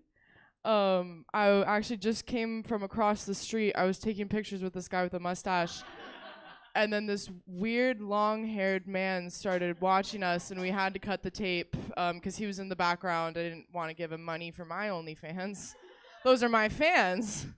I've learned so much tonight already. I learned that women who sit up straight get more wet. I had no idea about that. Also makes me think, why was my mom telling me to sit up straight at the dinner table? She's like, my daughter's gonna have good manners and she's gonna have a wet pussy. I don't know. When Mark said fuck pedophiles, wasn't really sure if he meant go fuck pedophiles or if he was anti-pedophile. That's why I didn't say anything. I was like, I'm not sure what I'm supporting right now. The dick cast, too. That shit was crazy. I did not know about that at all. You said it was just at the base? Okay, so broke at the base, like Meghan Trainor. I'm all about it. So I'm glad that kids don't know about that, because I feel like some weird-ass kid would be like, hey, can you sign my cast at school? I don't know what I would do if I was in 3rd grade and someone was like, hey, I know it's on my penis, but I just want the attention for you to sign my cast. I'm going to clear the air real quick. I'm not Jewish. I get asked if I'm Jewish a lot. Mostly on Tinder for some reason. These men will swipe up and super like me, and the first thing they ask is, hey, are you Jewish? And I have to tell them that I'm not. And it's an awkward conversation. I don't really know how to go about it, so I just put Free Palestine in my Tinder bio. And I changed my entire Spotify rap to Kanye. And then I put like a photo of me in like a slutty Santa costume. I was like, am I on the naughty or nice list? I don't know. Now everyone's confused. They're like, I think she's Jewish, but I'm not sure. I think the only birthright she has is birth control. Yeah, I'm not Jewish, but I did grow up upper middle class, not to segue from the Jewish thing. But that just means that I bought a lot more Plan Bs than I should have when I was 19 years old. I remember one time I was on the freeway going to Walgreens to get a Plan B, and I got pulled over on the freeway. And the cop was like, you can't be in the carpool lane. And I was like, well, actually, I am with child right now. We are sharing the same seatbelt, but she is in the car. It's a she, I've decided. I only want a daughter. But she's about to get booted out of this bitch. I was like, don't you know, officer, that I was going to use the carpool lane on the way there, but on the way back, you're going to catch me in the far right lane. I won't even be wearing a seatbelt. I want this baby to die so badly. Did that get too dark? I don't know. The Planned Parenthood. I was on my way to Planned Parenthood. I don't know. I'm just scared of birth. How was birth for you? Scary? Really? Were you like one of those people that's like, I love birth? Like it was a life-changing experience? Oh, wow.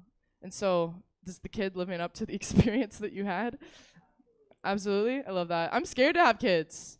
It's scary. I wish birth was kind of like riding a roller coaster. Because, like, up until you get to the front of the line, you can decide that you don't want to ride the roller coaster anymore, you know? Whoa. When it's out, it's an orgasm? Well, because it's just... Uh-huh. It's very gushy. But what part gives it like an orgasm feeling is my question. Because Buddy was like, you know how women orgasms last so long? Her orgasm was her entire labor. For 12 hours at the hospital.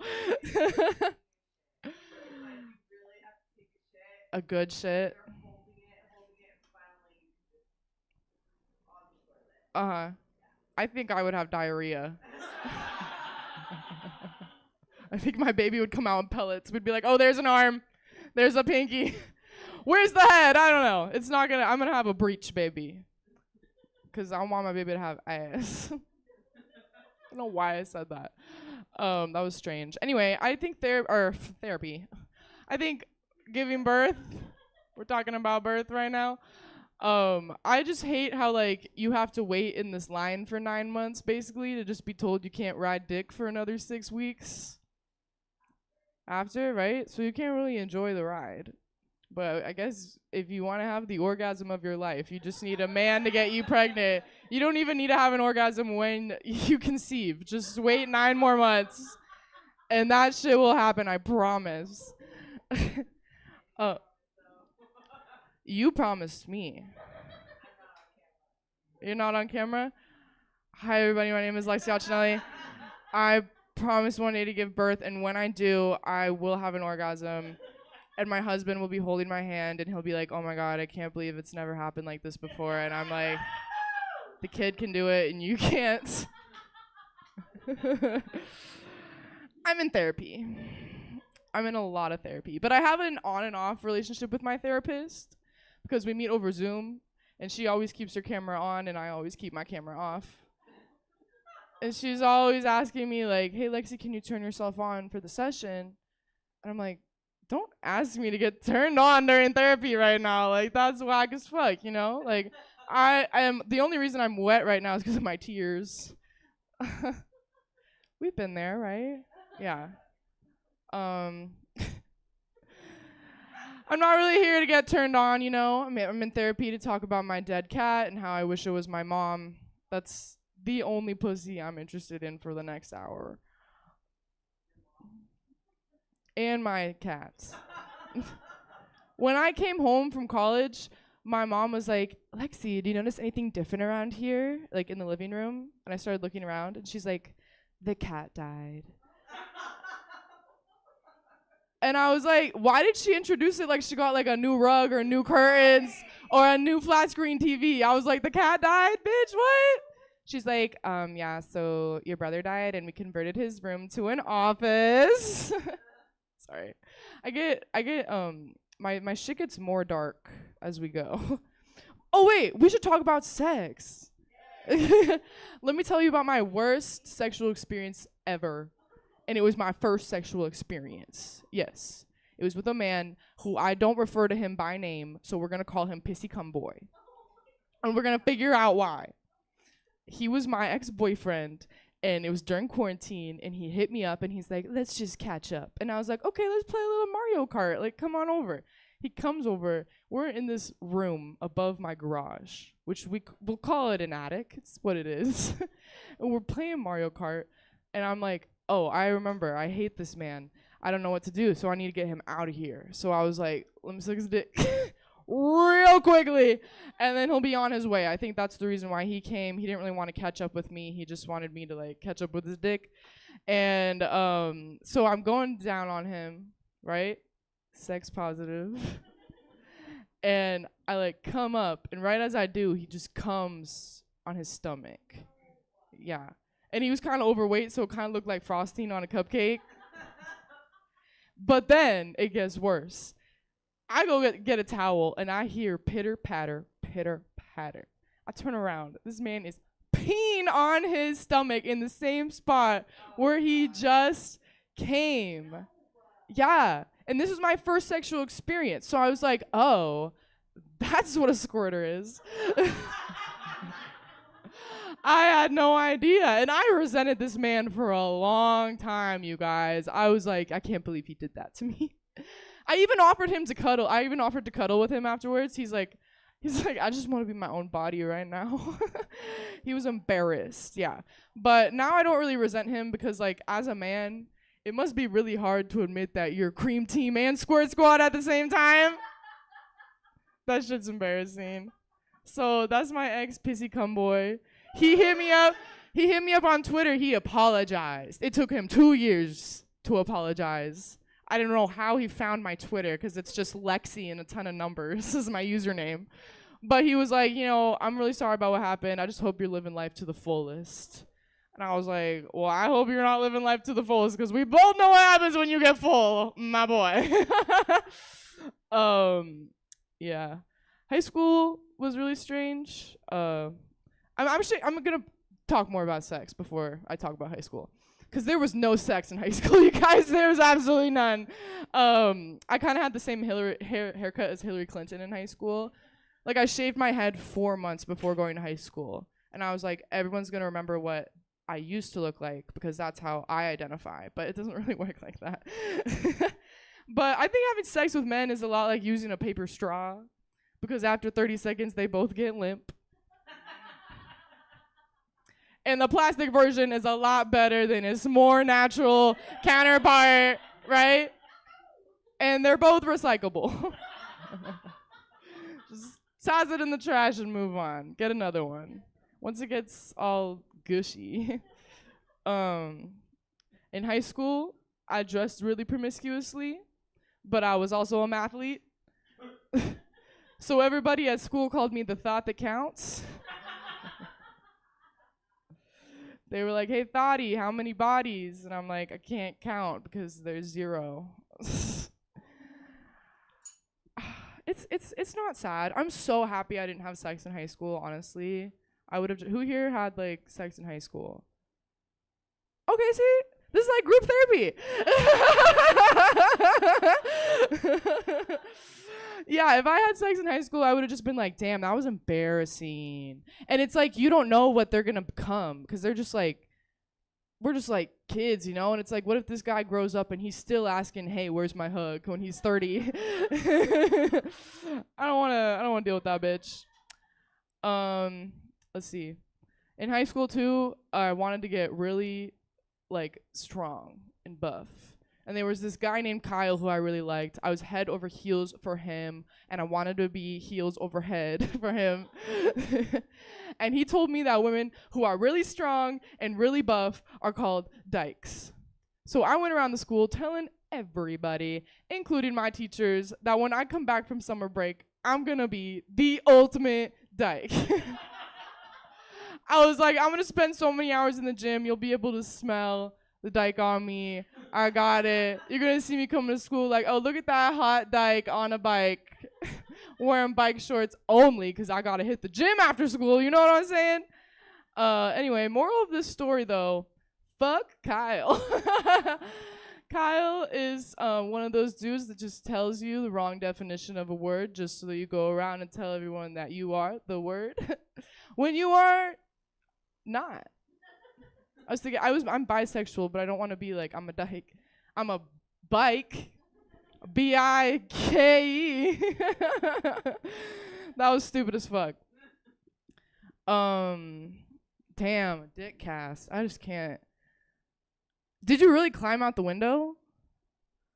Okay. He's quiet now. He's like, let me nod my head. I didn't mean to bring attention to that, but I'm going to be thinking about it all night. Like, damn. What's the women equivalent of breaking your dick? And it's not getting your back broken because that shit feel good. I'm not sure. We'll figure it out. Maybe the sex therapist can ask me, and I'll have an answer by then. Okay, yeah, come on to the stage. Buddy, the sex therapist. All right, Lexi. Great job. Wonderful job. Thank you. Thank you, guys. This really did feel like group therapy. Yeah, that's what Dr. Buddy Love is all about. Those of you, the 1,000 of you watching, we did mean to match. Yes. I planned. texted her earlier and I was like, hey, if you don't wear something green, I'm going to look like a real douchebag. So thank you, Lexi, for that. Yeah. I appreciate it.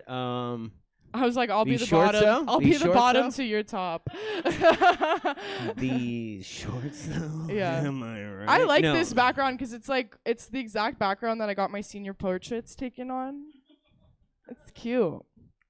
Anyway, I don't mean to steal your shine. No, it's okay. I'm Lexi, wearing green also. Yeah. Look at me. Look at us. I'm an old man. Anyways, listen here, Lexi, Kyle, right? You know, there's Yeah. always a fucking Kyle. Uh-huh. The first blowjob that my friend Buddy gave was to a guy named Kyle. It's always a fucking Kyle, you guys. Lexi, you're Kyle. Would you ever consider, Sexton Kyle again? Is Kyle a thing still, or? No, Kyle was shorter than me throughout elementary, middle, and high school. So I think he was trying to gain some power back when he told me that. So there is no chance for Kyle. Actually, Kyle had a cute face. All the girls liked Kyle, but we were like, but he's short. Short King, And it Short was- King Kyle. Yeah. My Kyle was not short. He was a big burly man. Lots of tattoos. It was weird. Anyways, this Did he have one a here- tattooed dick? He did. It said Superman.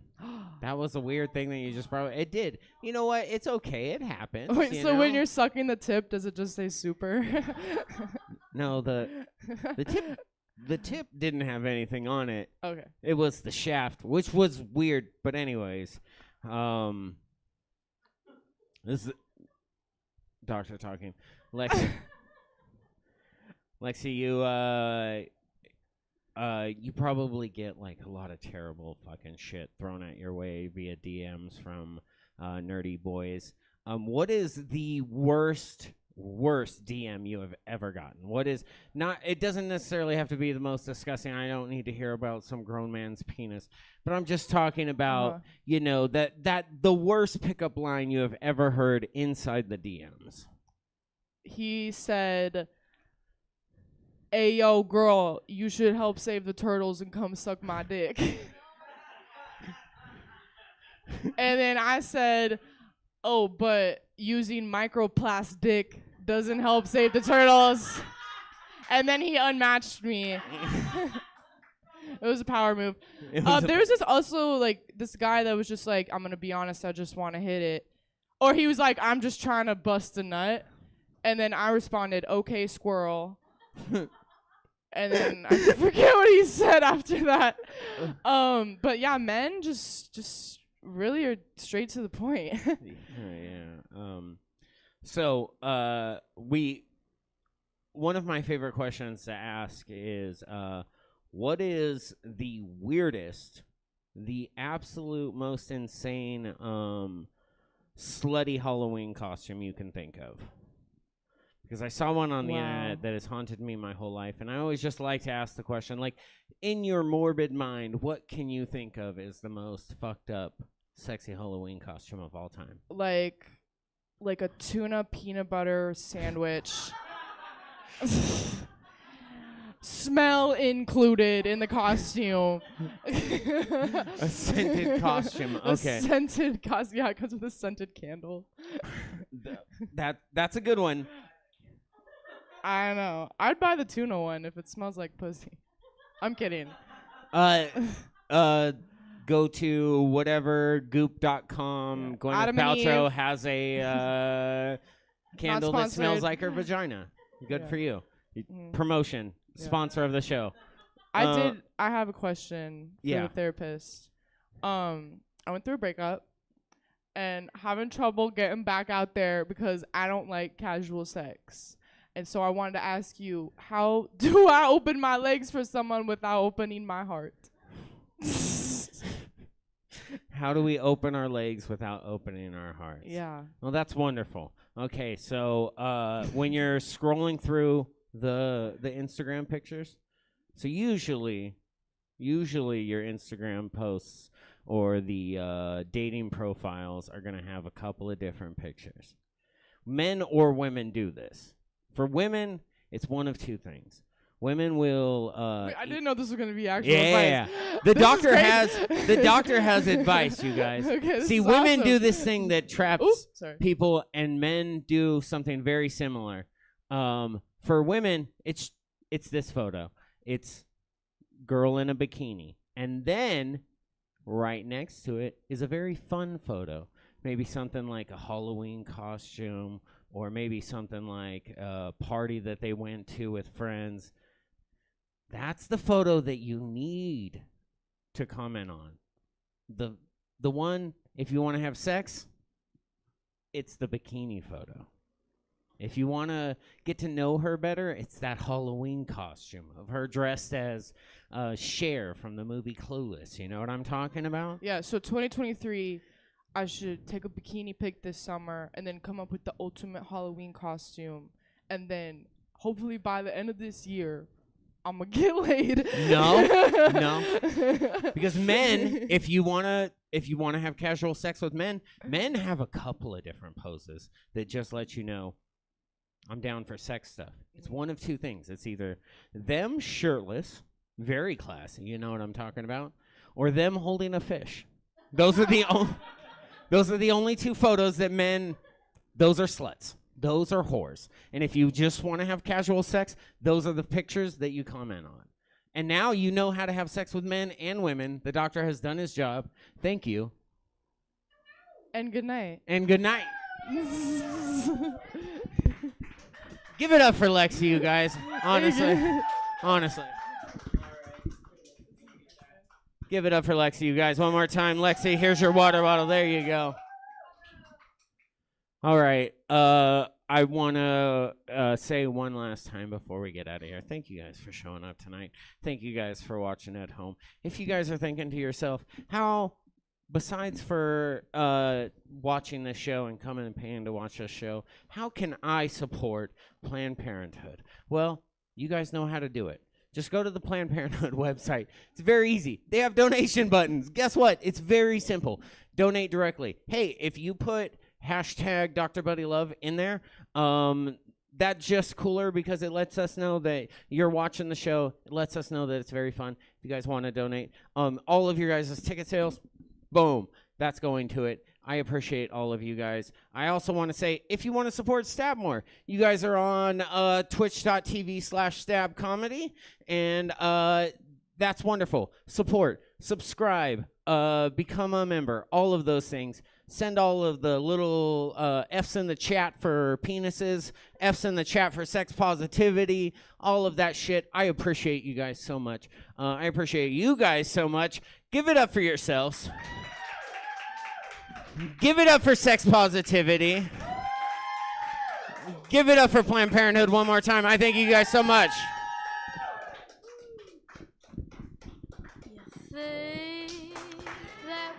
Alrighty, everybody, that is it for the night. Thanks for coming out. What do we got? Oh, we've got regular exclusive blend tomorrow. If you want some improv, that'll be a fun show. Otherwise, check out stabcomedytheater.com for our full calendar of events. We've got stuff live in person Thursdays through Sundays, and we stream 6 nights a week. So, you know what? Just check us out. Hang out. Why don't you? Hope to see you again. Online audience, do we have some place to send you, or should you just go away? How about man burning? Karaoke party. I don't know what that's about. All in for the rating.